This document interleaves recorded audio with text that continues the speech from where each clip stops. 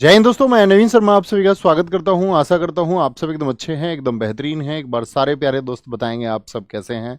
उम्मीद करेंगे बहुत बेहतरीन होंगे। और मैं हमेशा आपसे कहता हूं कि यदि आज कुछ अच्छा नहीं है तो मुझे आप सब लोगों के ऊपर विश्वास है कि कल आप अपनी मेहनत के दम पर उसको बदलेंगे। आप उसके लिए योजनाएं बनाएंगे, बहुत प्लानिंग्स करेंगे और अच्छे से उनको एग्जीक्यूट करेंगे। और आप जरूर करेंगे। आप सबको पता है दिल्ली पुलिस एग्जाम की डेट आ चुकी है और बहुत जल्दी आपकी परीक्षा शुरू है 18 दिसंबर। उससे पहले ड्राइवर 16 और 17 दिसंबर को, और कुछ एग्जाम आपके जनवरी में होंगे। तो अभी हमने दिल्ली पुलिस और एमटीएस को ध्यान में रखते हुए साथ ही आपकी क्लास के लिए जो अभी सफिशियंट 15 सेट हो सकते थे वो हम कराएंगे। क्लास में हम क्या करने वाले हैं उसके बारे में अभी बात करता हूँ। उससे पहले आपको पता होना चाहिए, पहली बात तो ये कि इस टाइम हम हर रोज अगले 15 दिन मिल रहे होंगे। यानी कोई सैटरडे संडे कोई छुट्टी नहीं होगी, हर डेली क्लास होगी। ठीक है, ये आप स्क्रीनशॉट ले लीजिए। ये जो आज हम यहाँ पर खड़े हुए हैं ये जीएस की क्लास है। जीएस का प्रैक्टिस सेट आपका RWSSC चैनल पर होगा। और बाकी जितने भी प्रैक्टिस सेट या क्लासेस हैं वो सब आपका रोजगार विद अंकित, आपका जो मेन चैनल है उस मेन चैनल पर होंगे। थम्स अप करके बताइए इतनी बात समझ में आ गई। तो बात क्लियर होगी तो आगे बढ़ेंगे। तो ये तो हो गया आपका दिल्ली पुलिस के लिए। मेन चैनल पर आपका 8 बजे रीजनिंग की क्लास, 11 बजे मैथ की क्लास और करंट अफेयर्स रात को 9 बजे होगा। करंट अफेयर्स की टाइमिंग विशेष रूप से ध्यान रखेंगे। ठीक है, 9 बजे रात को होगी। ठीक है, ये सुबह 9 बजे जीएस होगी। कंप्यूटर की शिवम सर फिर से वही 3 मैराथन कराएंगे। पिछली बार 3 मैराथन उनकी क्या कमाल करके गई थी आपको पता है। इस बार फिर से वही कमाल होगा। यहाँ एक साथी आपका जीएस के लिए वन शॉट आएगा कि आपको वन शॉट यानी कि पूरे सब्जेक्ट को किस तरह से पढ़ाया जाएगा, इसका स्क्रीनशॉट आप लेके रखिए। ये शायद आपको इन्फॉर्मेशन हो भी गई होगी सारे लोगों को। अब हम लोग बात करते हैं। सबसे पहली बात तो ये है कि भैया जब हम दिल्ली पुलिस का एग्ज़ाम इस बार देंगे तो देखिए बहुत सारे लोग तो वो होंगे जिनको ये क्वेश्चन होगा, इस प्रैक्टिस सेट को यदि मैं ज्वाइन करूं तो कितने मेरे स्कोर की गारंटी है। तो गारंटी कोई नहीं होती अपनी कक्षाओं में, और झूठ बोलना अपने से आता नहीं। तो कभी तुम ये सोचो कि जी एक झूठी गारंटी हमको दे दो। लेकिन मैं ये कहता हूँ आप जहाँ कहीं भी होंगे अपने स्कोर से, तो उससे हम आपके स्कोर को 5 से 10 तक इम्प्रूव करा देंगे। अगर आप औसतन स्कोर 25 से 30 पे चल रहे हैं, ठीक है, तो वो 10 नंबर तक आपके बढ़ने का प्रयास हम करेंगे। लेकिन वो 10 मार्क्स आपके कैसे बढ़े, मिनिमम 8 से 10 मार्क्स, तो उसके लिए जो हम क्लास में कहेंगे आपको कुछ टारगेट्स देंगे डेली, वो आप फॉलो करोगे। कुछ मैं आपको टॉपिक्स रिवीजन के लिए दूंगा, उन्हीं टॉपिक से मैं क्वेश्चन लेके आऊँगा और मैं आपसे ये कहूँगा कि आप इनको रिवाइज करके आना है। यानी कि इनको आपको घर पर इस पूरे टॉपिक को एक बार पढ़ लेना है। तो सारे दोस्त ये एनर्जी मेरे पास भेजो कि भैया जो टारगेट आप देंगे उस टारगेट को हम जरूर उस दिन अपने नोट्स से, चाहे बुक्स से या आपके पास किसी के भी नोट्स हों, किसी की भी बुक हो, आपके पास ऑनलाइन की अपने नोट्स हों, कुछ भी है आप उसको कर लेंगे। एक बार कमेंट सेक्शन में लिख दीजिए यस।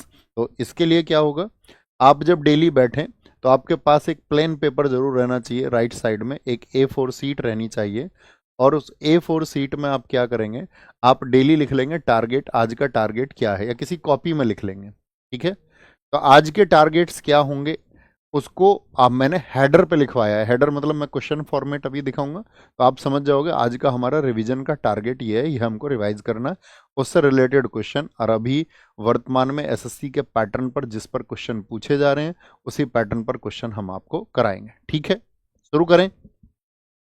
ठीक है, अब बात आएगी आपका। देखिए पिछली बार जो दिल्ली पुलिस का एग्जाम हुआ तो उसमें टोटल नंबर ऑफ क्वेश्चंस कितने पूछे गए, क्योंकि आपको पता होना चाहिए टोटल 45 शिफ्ट थी। ठीक है, और आपका 50 क्वेश्चन पूछे जाते हैं दिल्ली पुलिस में, तो टोटल 2250 क्वेश्चन पूछे गए, जिसमें सबसे ज़्यादा वेटेज रहा था स्टैटिक जीके का, फिर करंट अफेयर्स, फिर इकोनॉमिक्स, फिर हिस्ट्री, फिर पॉलिटी, फिर ज्योग्राफी, फिर साइंस। ठीक है, पर शिफ्ट अगर हम देखते हैं तो लगभग इतने इतने क्वेश्चन पूछे गए थे। क्या भैया अब की बार फिर से होगा? हाँ, पिछला पैटर्न अगर रिपीट करेगा यही होगा। लेकिन इस बार दिल्ली पुलिस के सिलेबस के लिए उन्होंने क्या दिया था, GS/ करंट अफेयर्स। क्या दिया था? करंट इवेंट पर आधारित घटनाएं। ठीक है, यानी कि करंट अफेयर्स को, यानी हो सकता है कि करंट अफेयर्स इस बार इस वेटेज से ज़्यादा बढ़ जाए। तो आप पढ़ेंगे तो तब भी उतना, ऐसा नहीं वेटेज ज़्यादा बढ़ेंगे तो आप कुछ ज़्यादा पढ़ने लग जाएंगे। तो बात उतनी ही है कि चीज़ों को आप अच्छे से पढ़ना। बात क्लियर है? यहाँ तक की बात में किसी को कोई दिक्कत तो नहीं? कोई दिक्कत नहीं जी। एमटीएस देख लीजिए, एमटीएस में क्या वेटेज रहता है। यानी कि एमटीएस में चूंकि 25 क्वेश्चन पूछे जाते हैं तो उसका आधा आधा लगभग आप कर दीजिए। यानी हम ये कहेंगे कि सेम वेटेज ही रहता है। एक बार सब थम्स अप कर दो, क्लास के लिए हम रेडी हैं। नोट्स की अगर हम बात करेंगे आपसे, नोट्स आपको टेलीग्राम चैनल पर मिल जाएंगे। टेलीग्राम चैनल का पिन कर देना, ठीक है। वो आपका नाम होगा उसका नवीन सर जीएस, नवीन सर जीएस टेलीग्राम चैनल आप सर्च भी कर सकते हैं, बाकी ये कमेंट सेक्शन में पिन कर देंगे। नोट्स आपको वहाँ से मिल जाएंगे लिखे हुए, ठीक है। हैंड रिटन नोट्स अच्छे से लिखवा देंगे ताकि आपको लगे कि भाई मेरा समय जा रहा है।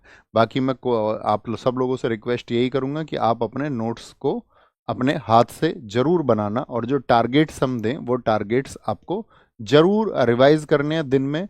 अगर आप ये टारगेट्स डेली, जो मैं इस क्लास में बोलता रहूँगा, जो भी इनपुट्स मैं आपको दूंगा, जो मैं आपको गाइड करूँगा, अगर आप उसको फॉलो करेंगे, मैं आप सब लोगों से वादा करता हूँ आपका स्कोर इंप्रूव होगा और बहुत इंप्रूव होगा। तो शुरू करते हैं आज की क्लास को। पहला क्वेश्चन है आपका, एकाहर्य किसे कहा जाता है जहां एक नर्तक एक ही प्रदर्शन में कई भूमिकाएं निभाता है।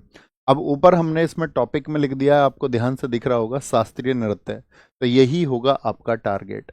यानी आज आपको शास्त्रीय नृत्य जो है वो जरूर रिवाइज करने हैं, आपके पास चाहे बुक हो चाहे नोट्स हो। ये बातें मैं आपको बार बार नहीं बताऊंगा, एक बात जो मैं एक बार कह दूंगा साथी, आपको उसको फॉलो करना होगा, और उम्मीद करूंगा सभी अच्छे साथी उसको फॉलो करेंगे, ठीक है।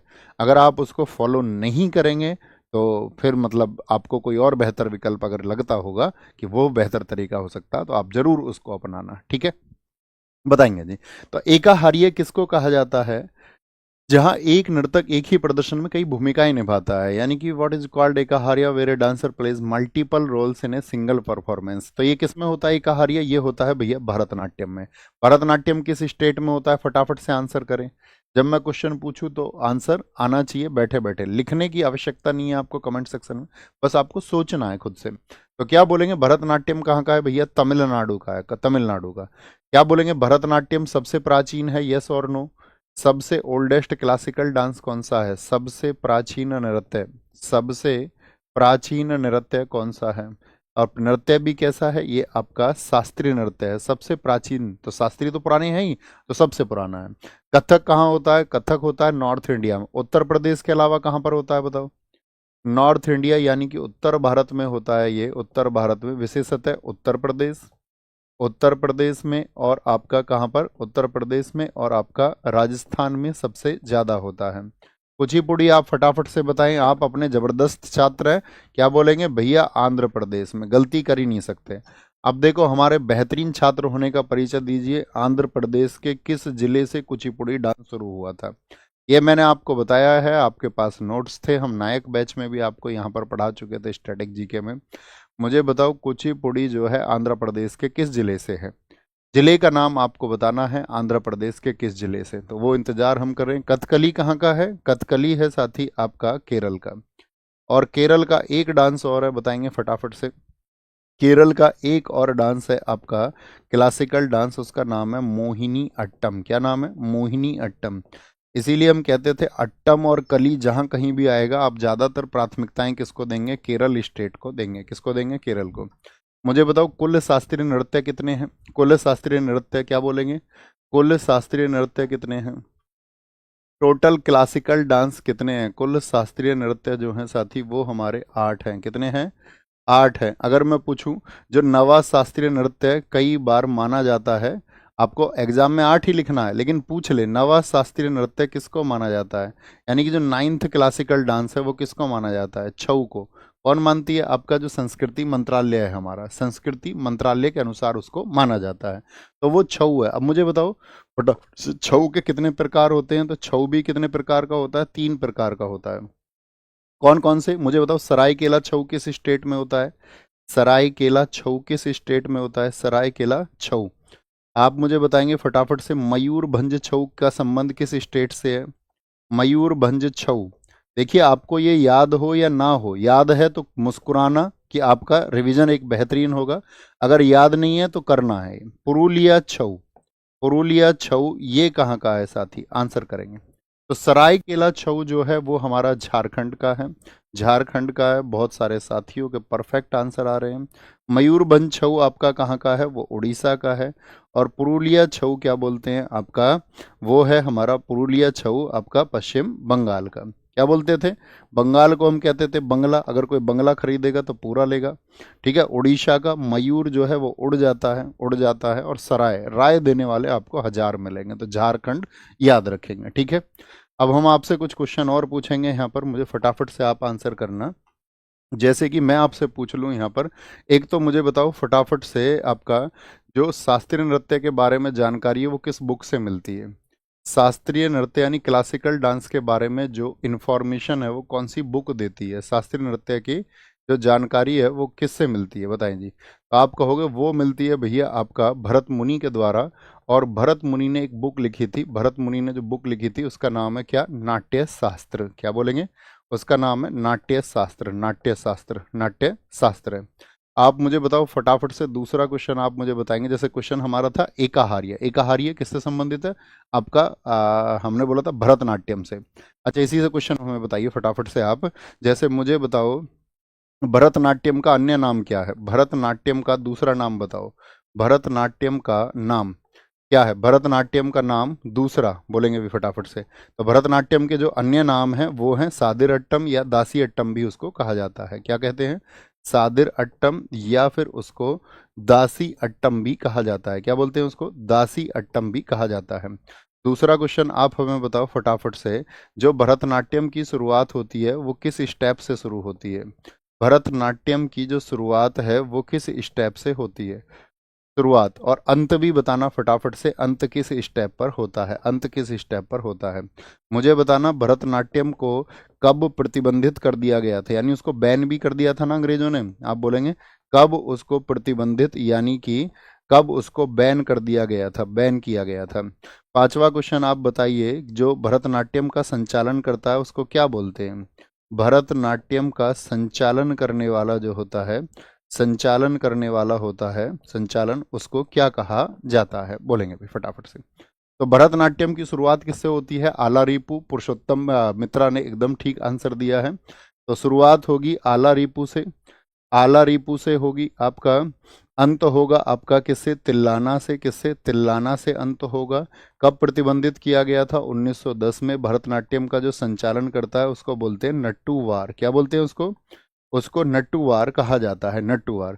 किस मंदिर में इसकी संबंधित बात होती है बताएंगे, इसमें भरतनाट्यम की तमिलनाडु का कौन सा मंदिर है, तमिलनाडु का कि कौन सा मंदिर है, मंदिर कौन सा है, तो आप कहेंगे वो मंदिर है भैया तमिलनाडु का आपका चिदम्बरम मंदिर। कौन सा है, चिदम्बरम मंदिर है, चिदम्बरम, चिदम्बरम टेम्पल है आपका तमिलनाडु का, जहां पर इसके बारे में चर्चा होती है। भरतनाट्यम की 3 शैली बताओ कौन कौन सी हैं, बहुत बार एसएससी पूछता है 3 शैली में से कौन सी नहीं है। तो 3 शैलियों की जब बात होगी तो पहली कला क्षेत्र वाजुबुर, कौन सी शैली है, कला क्षेत्र शैली है। दूसरी वाजुबुर शैली है, वाजुबुर शैली है। और तीसरी इसकी पंडा नल्लूर, पंडा नल्लूर। कितने बेहतरीन साथी हैं जो बता सकते हैं कि पंडा नल्लूर शैली जो भरतनाट्यम की है उसको किसने शुरू किया था, तो मीनाक्षी पिल्लई ने शुरू किया था। अच्छा, एक बात के बारे में और बताइए, मैं आपसे ये कह रहा हूँ कि अगर मैं आपको कोई टास्क देता हूँ, ऐसा तो नहीं है कि मुझे बहुत सारी स्लाइड भरने की जरूरत है। मैं भी एग्जाम से हम लगभग 15 दिन पहले बातें कर रहे हैं या 20 दिन पहले हम बातें कर रहे हैं। तो ऐसे में ऐसा तो नहीं है जी नहीं बहुत सारा लिख के बता दो मैं उसको रट लूंगा। ये उम्मीद मैं आपसे कर सकता हूं ना कि जो टास्क मैं आपको दूंगा उससे क्वेश्चन हम बार बार पूछेंगे। जब कल मैं क्वेश्चन पूछूंगा मान के चलो उत्सव से कोई, और यदि मैं आपसे कह रहा हूं उत्सव आप रिवाइज करके आना, तो आप आएंगे। ये उम्मीद मुझसे है उन साथियों से जो अपने स्कोर को बहुत ज़बरदस्त करना चाहते हैं, जो बेहतरीन परफॉर्म करके आएंगे, और हम जरूर करके आएंगे। ठीक है, डन, लिखो डन। उत्सव, आज का टारगेट में लिखो उत्सव। और जरूरी नहीं है कि उत्सव जैसे कि भैया बहुत सारे हो गए, आज के टारगेट में क्लासिकल डांस भी हो गए। उत्सव हमारा टारगेट रहेगा, अगले 1-2 दिन भी हम इससे क्वेश्चन पूछेंगे, यानी 2-3 दिन तक हमारा सेम टारगेट रहेगा। ठीक है, ओके, आएंगे आगे। तो त्रिपुरा की खार्ची पूजा को 14 देवताओं का त्योहार भी कहा जाता है, और यह प्रत्येक वर्ष दिसंबर के महीने में मनाया जाता है। तो ये गलत बात हो गई। क्योंकि खार्ची पूजा तो 14 देवताओं का त्योहार है, एकदम सही बात है। लेकिन ये दिसंबर में ना मन करके कब मनता है, ये मनता है आपका जुलाई से अगस्त में। खार्ची पूजा जुलाई से अगस्त में, तो क्या होगा, केवल एक ठीक होगा, केवल एक ठीक होगा। त्रिपुरा के त्योहार जरा मुझे बताइए फटाफट से, त्रिपुरा के कौन कौन से त्योहार आप जानते हैं? तो त्रिपुरा के आप बोलेंगे भैया होजागिरी है, कभी नहीं भूलना, बार बार एसएससी सबसे ज्यादा रिपीट करता है, दिल्ली पुलिस भी। होजागिरी है, केर पूजा है, जिनमें पूजा रूट वर्ड आता है। गरिया पूजा है, आपका कौन सा है, गरिया पूजा है, गरिया पूजा, गरिया पूजा है। आपका एक बीजू मनता है यहाँ पर, बीजू। संतरा उत्सव यहाँ पर मनता है, संतरा उत्सव, संतरा। एक पिलक यहाँ पर मनता है, पिलक उत्सव। एक आपका नीर महल यहाँ पर मनता है, नीर महल, नीर महल। आपको टेस्ट करें, आपका दिमाग कमजोर तो नहीं हो गया, आप बादाम खाना कहीं भूल तो नहीं गए हैं, उसको जरा टेस्ट कर लेते हैं। और वो टेस्ट होगा आपका कुछ क्वेश्चन जब हम आपसे पूछेंगे। जैसे कि मैं आपसे पूछूं नागालैंड का कोई एक त्योहार हमें आप बता दो, सबसे इंपॉर्टेंट, नागालैंड का कोई एक त्योहार बता दो, तो क्या कहेंगे, भैया नाग आ जाता बाहर जब हॉर्न बजता है बिल के बाहर। ठीक है, हॉर्न बिल, हॉर्न बिल कब शुरू हुआ था, हॉर्नबिल, हॉर्नबिल किस पक्षी के लिए मनता है, उस पक्षी का नाम बताओ, पक्षी का नाम क्या है, उस बर्ड का क्या नाम है जिसके लिए हॉर्नबिल मनाया जाता है? तो उस पक्षी को बोलते हैं धनेश पक्षी। किसके लिए बनता है ये हॉर्नबिल, इसको बोलते हैं हिंदी में धनेश पक्षी। ठीक है, कब से शुरू हुआ था ये हॉर्नबिल फेस्टिवल, हॉर्नबिल उत्सव कब से शुरू हुआ था? अरे फटाफट से बता दो भाई। शुरुआत इसकी हुई थी भैया सन 2000 से। कब से? सन 2000 से। क्यों मनता है ये, क्यों मनता है? क्योंकि नागालैंड की स्थापना दिवस है, नागालैंड का स्थापना दिवस है। अच्छा भैया, नागालैंड का स्थापना जो हुआ था वो किस वर्ष में हुआ था, किस वर्ष में हुआ था, जरा बताएंगे फटाफट से। कितने दिन मनता है, ये भी मेरा क्वेश्चन है। परफेक्ट, किसी ना किसी शिफ्ट में जरूर पूछा जाएगा, नोट कर लो। 1 से 10 दिसंबर तक मनता है, यानी कि कितने दिन मनेगा, 10 डेज ये मनता है। और नागालैंड की स्थापना किस वर्ष में, 1963 में हुई थी, लेकिन 1963 से नहीं मनता है। कब से मनता है आपका, ये सन 2000 में पहली बार मनाया गया था। अब हम पूछेंगे आपसे, तो हॉर्नबिल हो गया, अन्य उत्सव बताओ हमें नागालैंड के। एक तो हॉर्नबिल हो गया, हॉर्नबिल। दूसरा एक उत्सव बताओ नागालैंड का कौन सा होता है, आओलैंग होता है, आओलैंग। नाग आकर के लेग पे काट जाता है, हाँ जी भैया, और किसके, उसके काट गया तो सी क्राई करने लग जाती है, सैक्रे नहीं। ये सब हमने तुमको ट्रिक से याद कर रखा है। तुलूनी, तुलूनी, एक भी चीज नहीं छोड़ी थी, तुलूनी। क्या बोलेंगे आपका, मो आंसू, मो आंसू। अगर आप में से किसी के पास नोट्स नहीं है और वो ये सोचे कि भैया मैं कैसे रिवाइज करूंगा, तो बच्चों इस सब के नोट्स जो हैं, ये इसका कलर नहीं बदल सकता क्या, हम इसका कलर बदल सकता है, डार्क हो जाए थोड़ा, हाँ अब ठीक है। तो अगर आप सोचेंगे तो एक बार मुझे बता दीजिए, मैंने आपको इसी चैनल पर नायक बैच में स्टैटिक जीके कराई थी, आपके पास नोट्स हैं, थम्स अप कर दीजिए, मुझ तक ये एनर्जी पहुंचेगी कि हाँ और ये बच्चे पढ़े लिखे बच्चे हैं, ये पहले से अवेयर थे, मैं इनको पहले से जो बताता रहा वो करते रहे। अगर आपके पास नहीं है तो ये टॉपिक आप यूट्यूब पर लिख करके उसको स्पीड मोड में लगा करके 2x की स्पीड पर देख सकते हो, वहां से आप चीज़ों को रिवाइज कर सकते हैं। बताइए जी, यस यस यस, सबके पास है। ठीक है, तो ये कहाँ के है, ये नागालैंड के उत्सव है। मेघालय के उत्सव बताओ मुझे फटाफट से। अगर मैं आपसे पूछूं मेघालय के कोई उत्सव बताओ, ये सबसे ज्यादा पूछे जाने वाले स्टेज है, जैसे नागालैंड हो गया, मेघालय सबसे ज्यादा पूछे जाने के चांसेस होंगे। वंगाला, वंगाला आएगा आपका। नोंगक्रेम आता है, नोंगक्रेम, मैं घायल कर दिया बगल में दबा के, मैंने उससे खूब बोला नो क्राइम नो क्राइम, लेकिन वो माना नहीं, नोंगक्रेम। और कितना घायल कर दिया मैं, बेहद घायल कर दिया, बेहिंदी खलम, क्या बोलते हैं इसको, बेहिंदी खलम बोलते हैं। एक स्टेट आप हमें बताओ, मणिपुर, सबसे ज्यादा पूछा जाता है। मणिपुर के उत्सव बताओ फटाफट से। तो मणिपुर आप क्या कहेंगे, एक तो डोल सबसे ज्यादा है, ठीक है, मणि के चक्कर में ज्यादा मत डोल, मणि के चक्कर में। तो डोल उत्सव बहुत इंपॉर्टेंट है, डोल उत्सव, जिसको हम डोल नहीं, डोल उत्सव से ज्यादा डोल यात्रा कहें तो ज्यादा सही है, डोल यात्रा उसको हम कहते हैं। और डोल यात्रा को एक नाम और दिया जाता था, एक नाम और दिया जाता है, बताइए जरा फटाफट से, मैं अभी भूल रहा हूँ। डोल यात्रा को जिसको याओसांग, याओसांग कितने दिन मनाया जाता है ये बताओ फटाफट से। मणिपुर, याओसांग, याओसांग, याओसांग कितने दिन मनता है याओसांग, तो क्या बोलेंगे, 5 डेज वो मनाया जाता है। कितने दिन मनता है, 5 डेज वो मनाया जाता है। लाई हरोबा, लाई हरोबा कहाँ का फेस्टिवल है? लाई हरोबा ये आपका, लाई हरोबा ये मणिपुर का ही फेस्टिवल है। एक है संगाई, एक चुम्फा, सबसे ज्यादा पूछे जाते हैं संगाई, चुम्फा, चुम्फा, चुम्फा पूछा जाता है, ठीक है। अच्छा, आप मुझे सिक्किम का कोई एक फेस्टिवल बताओ, सिक्किम का फेस्टिवल कौन सा होगा सिक्किम का? ये वो स्टेट है साथी जो सबसे ज्यादा बार रिपीट होते हैं। सिक्किम के फेस्टिवल की अगर बात करते हैं, लोसुंग और सागा दावा मत भूलना। लोसुंग और सागा दावा एग्जाम के टाइम पे मत भूलना, लोसुंग और सागा दावा।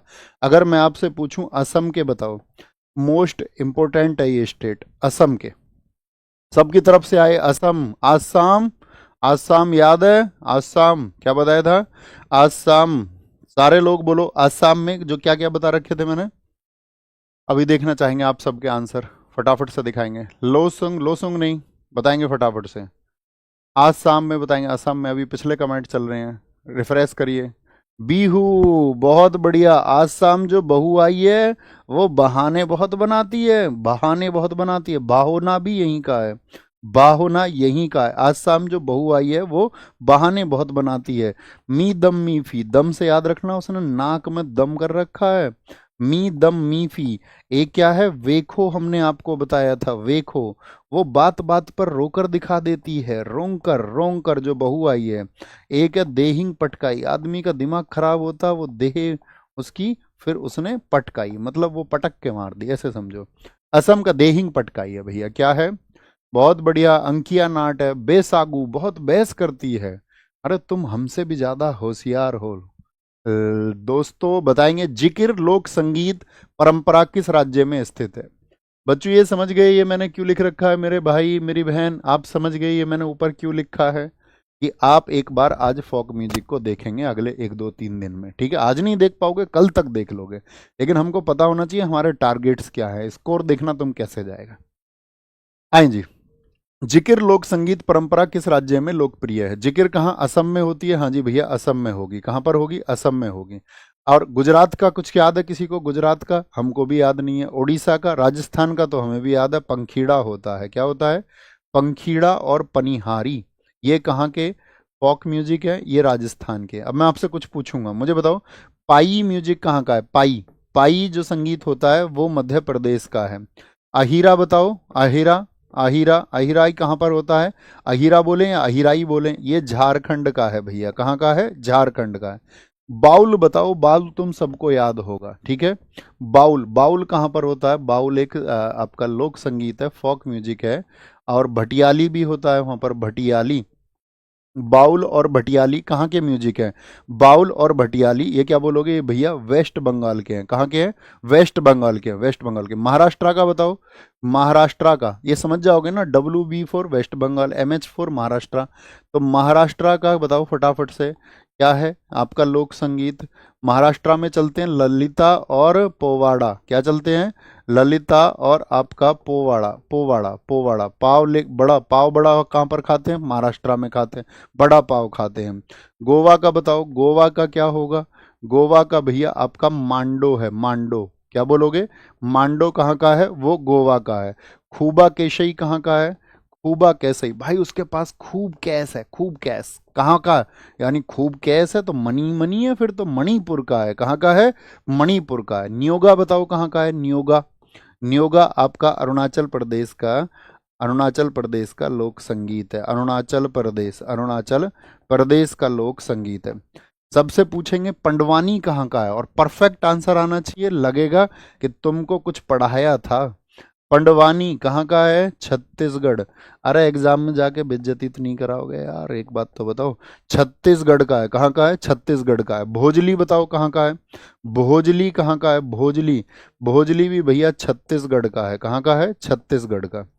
अब आएगा मजा जब मैं बोलूं हेलियो, बोलो फटाफट से हेलियो, मेरे साथ बोलो एकदम, हेलियो, हेलियो, हेलियो, हेरे लेओ, लेओ लेओ लेओ लेओ लेओ लेओ, नियो लेओ, नियो लेओ, लेओ लेओ लेओ। बताओ कहाँ के हैं?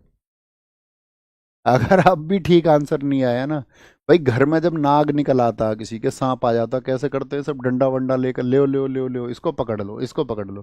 तो लेओ लेओ लेओ लेओ ये नागालैंड के, नाग के आने पकड़ते हैं सब ऐसे।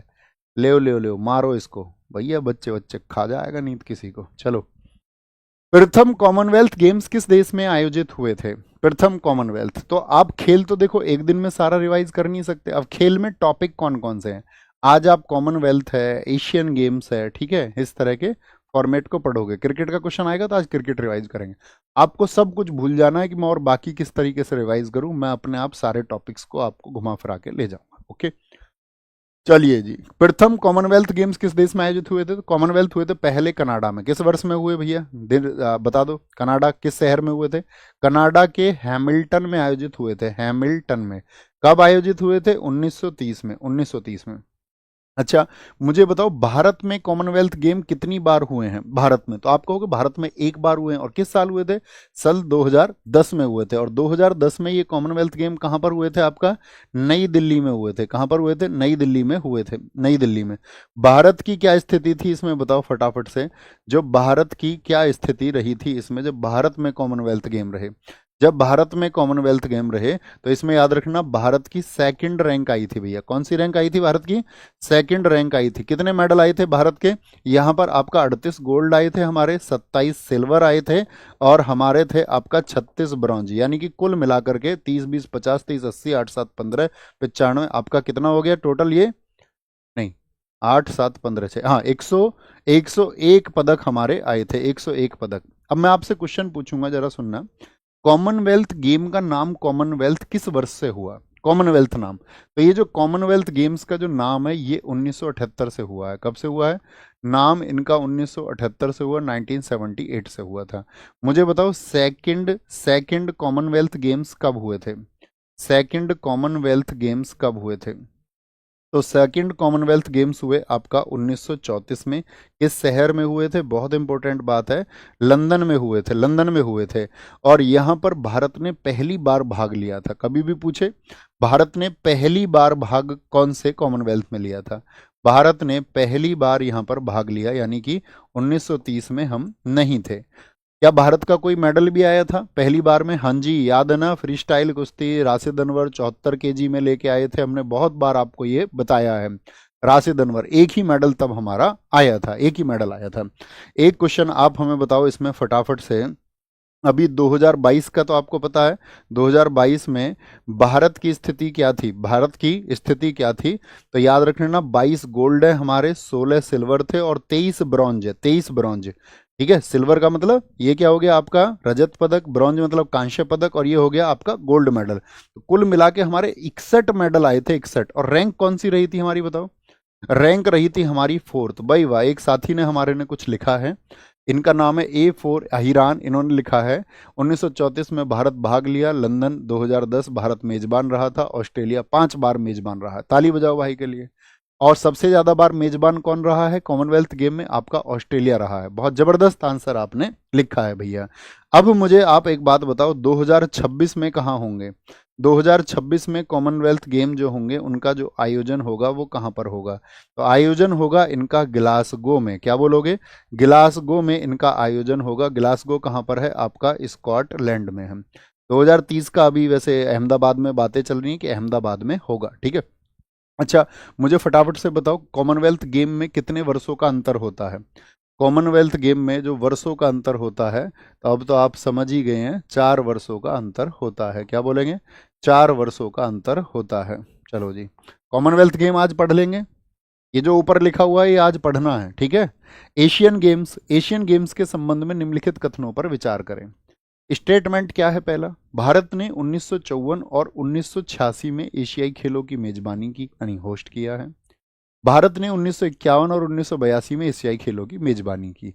उपरोक्त कथनों में से कौन सा एक सही है? क्या पहला वाला सही है? आप कहोगे एकदम सरासर गलत है भैया।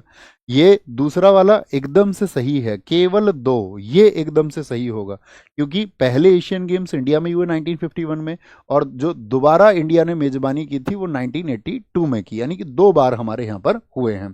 तो इनसे संबंधित क्या बात समझेंगे? एशियन गेम्स, मुझे बताओ पहली बात तो एशियन गेम्स के जो फादर हैं, एशियन गेम्स की अगर हम बात करते हैं, एशियन गेम्स के जो फादर साहब हैं उनका क्या नाम है? किनको इनका जनक कहा जाता है? एशियन गेम के जो जनक हैं वो हैं आपके गुरुदत्त सोंधी। कहाँ से हैं भैया? अपने देश भारत से ही हैं। गुरुदत्त तोंधी, ये अपने देश भारत से ही है। और जो आयोजन कराती है इसका, जो इसको होस्ट कराती है, होस्ट, वो है ओलंपिक काउंसिल ऑफ एशिया। क्या बोलेंगे उसको? उसको बोलते ओलंपिक काउंसिल ऑफ एशिया। बोले जी, ओलंपिक काउंसिल ऑफ एशिया। बताओ जी फटाफट से, ओलंपिक की काउंसिल ऑफ एशिया इनका जो आयोजन कराती है वो कितने वर्षों के अंतर पर कराती है? कितने वर्षों का अंतर होता है एशियन गेम्स में? एशियन गेम्स में जो वर्षों का अंतर होता है वो कितना होता है? वो 4 वर्ष होता है। लेकिन लेकिन तीसरे, पहले और पहले और दूसरे जो एशियन गेम्स थे उनमें कितने सालों का अंतर था? पहले और दूसरे एशियन गेम्स में वर्षों का अंतर कितना था? बताएंगे जी, सबका आंसर आना चाहिए। लगेगा पढ़े लिखे से बच्चे और बच्चियां हैं। पहले पहले और दूसरे में, तो पहले और दूसरे में जो अंतर था वो 3 वर्षों का था। क्यों जी? क्योंकि पहले वाले जो हुए थे मेरे साथी, मेरे मित्र, मेरे भाई, वो हुए 1951 में, और दूसरे हुए फिलीपींस मनीला 1954 में। कब हुए थे? 1954 में। तो पहले जो 1951 में हुए थे, इसमें इंडिया की रैंक क्या आई थी बताओ? इंडिया की रैंक थी इसमें सेकंड। और 51, तो 51 ही पदक आए थे और 15 गोल्ड मेडल। इस 51 का उल्टा अक्षर कर दो, 15 गोल्ड मेडल थे हमारे। क्या थे? 15 हमारे गोल्ड थे, 15 गोल्ड थे, 16 सिल्वर थे और 20 हमारे ब्रॉन्ज थे। तो कुल मिला के 51 पदक हमारे आए थे। ये क्वेश्चन बहुत पूछा जाता है। 1951 में हो गया। ऐसे ही मुझे बताओ 1982 जब था, 1982 में इंडिया की रैंक क्या थी? 1982 में इंडिया की रैंक जो थी वो थी साथी आपकी 5वीं। यहां पर बस रैंक याद रख लेना और कुछ नहीं, 5वीं। अभी हम बात बताएंगे आपको जो एशियन गेम्स हुए। ठीक है, बहुत बढ़िया। ये बम बिलार सिंह, आपका नाम ही इतना खतरनाक है, बम बिलार। बहुत बढ़िया। आपका नाम साथी है जिसने भी रखा है बहुत खतरनाक नाम रखा है, उतना ही खतरनाक आंसर आपने दिया है। एशियन गेम्स 1951, भारत दूसरे पे रहा था। 1982 में भारत 5वें पे रहा था। बहुत बढ़िया, हमसे भी पहले इन्होंने बताया। बम बिलार ने बम्बों की वर्षा कर दी है। अच्छा, यहां पर आप हमें एक बात और बताओ। अभी अभी आपको हाल ही में पता होगा 2022-23 के हुए, 2022-23 के एशियन गेम्स हुए थे, सबको पता है। हाँ जी भैया, तो भारत के कितने मेडल आए थे ये और बता दो आप सब। 2022-23 में जो एशियन गेम्स हुए इसमें साथी आपका भारत के जो मेडल थे वो थे 107। पहली बार 100 की संख्या को हमने पार किया था। 107 पदक हमारे थे, यानी कि इसमें हमारे 28 तो गोल्ड रहे थे, 38 हमारे सिल्वर रहे थे और 41 रहे थे हमारे ब्रॉन्ज। पहली बार हम आपका 100 की संख्या को पार कर गए थे। मुझे बताओ जो अगले होंगे 2026 के एशियन गेम्स वो कहाँ होंगे? 2026 के जो एशियन गेम्स होंगे, 2026 ऐसे लिख देता हूँ सिर्फ, 2026 का जो आयोजन होगा वो कहाँ पर होगा? आयोजन वो होगा नागोया में। कहाँ पर? नागोया, नागोया जापान में होगा, जापान में। और ये जो 2022-23 वाले हुए थे ये कहाँ पर हुए थे? ये हांगजू में हुए थे। कहाँ पर हुए थे? हांगजू में आयोजित हुए थे। हांगजू जो कि चीन का एक शहर है। कहाँ का? चीन का एक शहर है। बहुत बढ़िया। स्टडी पॉइंट ने लिखा है 2030 में कतर दोहा में होगा। हमारी क्लास पहले से एक ऐसी क्लास रही है जिसमें हमारे साथी हमेशा आंसर्स से कनेक्ट करते आए हैं। बहुत मेधावी छात्र आप सब लोग रहते हैं, इसीलिए आप सबके रिजल्ट्स बेशुमार होते हैं, क्योंकि आप सब लोग अपनी पढ़ाई पे बहुत फोकस रखते आए हैं, इधर उधर की बातों पर नहीं। तो सैल्यूट है आप सबको, आपकी एनर्जी को भी। वनडे क्रिकेट विश्व कप में भारत के प्रदर्शन के संबंध में निम्नलिखित कथनों पर विचार करें। करो भैया कथनों पर विचार। बिल्कुल करेंगे जी। भारत ने आईसीसी क्रिकेट विश्व कप 2 बार 1983 और 2000। पेपर में भी इसी एनर्जी से पढ़ना, डरना नहीं है। जब वो बोले ना पेपर में कथनों पर विचार करो तो बोलो जरूर करेंगे जी विचार, क्यों नहीं करेंगे। ऐसी पेपर में इसी एनर्जी से रहना, उससे ताकत मिलती है, बढ़िया परफॉर्म करोगे। भारत ने आईसीसी क्रिकेट विश्व कप 2 बार 1983 और 2011 में जीता। हाँ जी जीता। भारत की पहली आईसीसी क्रिकेट T20 विश्व कप जीत 1983। T20 1983 में कहाँ होते थे चाचा? नहीं होते थे, नहीं तो जीत जाते।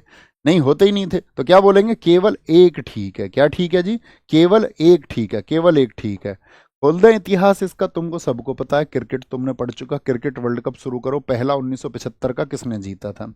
शुरुआत कब हुई है? 1975। किसने जीता क्रिकेट का वर्ल्ड कप? आज क्रिकेट अपने रखना टारगेट पर, क्रिकेट को आप आज रिवाइज करोगे, एक दो दिन अगले जब भी लगे, लेकिन वो टारगेट आपका पूरा होना चाहिए, ठीक है। तो क्रिकेट की अगर बात करते हैं, 1975 किसने जीता था? वेस्ट इंडीज ने जीता। 1979 किसने जीता भैया? वेस्ट इंडीज ने जीता। 1983 मेरा भारत महान किसने जीता? हमारे देश भारत ने जीता था, भारत ने जीता। 1987 किसने जीता था? 1987 की बात करेंगे, ऑस्ट्रेलिया ने पहली बार जीता था। 1992 की बात करेंगे, पाकिस्तान ने जीता था। 1996 की बात करेंगे, श्रीलंका ने जीता था। किसने? श्रीलंका ने। 1996 के बाद हुआ था 1999 में किसने जीता था? ऑस्ट्रेलिया ने, फिर ऑस्ट्रेलिया लगा था। 2003 यहाँ आपका फिर से ऑस्ट्रेलिया। 2007 फिर से ऑस्ट्रेलिया, फिर से ऑस्ट्रेलिया। 2011 ये अपना प्यारा देश इंडिया, भारत भारत भारत। 2015 वाला वो जीता किसने? ऑस्ट्रेलिया ने जीता, ऑस्ट्रेलिया ने। 2019 वाला वो जीता था आपका इंग्लैंड ने। 2023 वाला वो जीता था आपका ऑस्ट्रेलिया ने। मुझे बताओ इंडिया कितनी बार फाइनल में पहुंचा है? यानी कि इंडिया दो बार तो जीत ही गया, 1983 और 2011 में भारत की जीत हुई है, बहुत शानदार। लेकिन दो बार ऐसा भी हुआ है, तो वो दो बार हैं 2003 और 2023, यहां भारत फाइनल से बाहर हुआ है। भारत क्या हुआ है? फाइनल से बाहर हुआ है, फाइनल से बाहर। तो हम फाइनल में कितनी बार पहुंचे हैं? आपका हम 4 बार पहुंचे हैं, 4 बार। अब मुझे बताओ एक पहला क्वेश्चन, फटाफट से एक पहला क्वेश्चन बता दो मुझे। 2027 में जो आयोजन होगा वो कहाँ पर होगा? 2027 का जो आयोजन होगा, पहला क्वेश्चन तो ये है, तो वो आयोजन होगा आपका साउथ अफ्रीका और आपका जिम्बाब्वे। क्या बोलोगे? जिम्बाब्वे में, जिम्बाब्वे, और तीसरा देश इसमें रहेगा नामीबिया, नामीबिया रहेगा, नामीबिया। अब भैया हम बात करेंगे 1983 और 2011 की। 2011, 1983, मुझे बताओ फटाफट से पहला क्वेश्चन, 1983 का फाइनल किस मैदान में हुआ था? 1983 का जो वर्ल्ड कप है, WC4 वर्ल्ड कप, ये मैदान कौन सा था इसमें? इसमें मैदान था आपका लॉर्ड्स का। क्या बोलेंगे? तब 60 ओवर का मैच हुआ करता था, लॉर्ड्स का मैदान था। इसमें इंडिया के जो कप्तान थे वो कौन थे? इंडिया के जो कप्तान थे, कैप्टन थे, वो कौन थे? कपिल देव साहब थे जी। कौन थे? कपिल देव, कपिल देव साहब थे, कपिल देव। मुझे बताओ सबसे ज्यादा जो रन बनाए थे वो किसने बनाए थे? रन है 38 रन, वो हैं के श्रीकांत के। क्या बोलोगे? के श्रीकांत के 38 रन थे। मैन ऑफ द मैच रहे थे क्या के श्रीकांत? नहीं, man of the match, MOM लिख दें, मैन ऑफ द मैच रहे थे आपके मोहिंदर अमरनाथ। ये 50 बार मैंने आज तक आपको बताया है, मोहिंदर अमरनाथ रहे थे, क्योंकि इन्होंने एक तो 26 रन बना दिए थे और एक 12 रन देकर के 3 विकेट भी ले लिए थे, यानी बॉलिंग भी इन्होंने अच्छी कर दी थी, बॉलिंग भी इन्होंने अच्छी की थी। हमने इसमें हराया किसको था? 2 बार के चैंपियन वेस्ट इंडीज को इसमें हमने हराया। किसको? वेस्ट इंडीज को हराया था, उसको चटनी चटा दी थी हमने, वेस्ट इंडीज को हराया था। क्या बोलेंगे? वेस्ट इंडीज को इसने हराया था। अच्छा तुम एक बात बताओ, जब हम हराने पाएंगे तो फिर हम हरा ही देंगे, ठीक है, हम भारतीय है ही ऐसे। 2011 की बताओ, 2011, 2011 जैसे 1983 हुआ, मैदान लॉर्ड्स में। लॉर्ड्स कहाँ का मैदान है? लंदन का, लंदन का मैदान है, ठीक है, अंग्रेजों के यहाँ जाके मारा हमने। 2011 की अगर हम बात करेंगे, 2011 ये कहाँ पर हुआ था? ये मैच हुए थे श्रीलंका और भारत में, श्रीलंका और भारत में। इसका जो फाइनल हुआ है 2011 का, जो फाइनल हुआ वो किस मैदान में हुआ? सिर्फ इतना बता दो।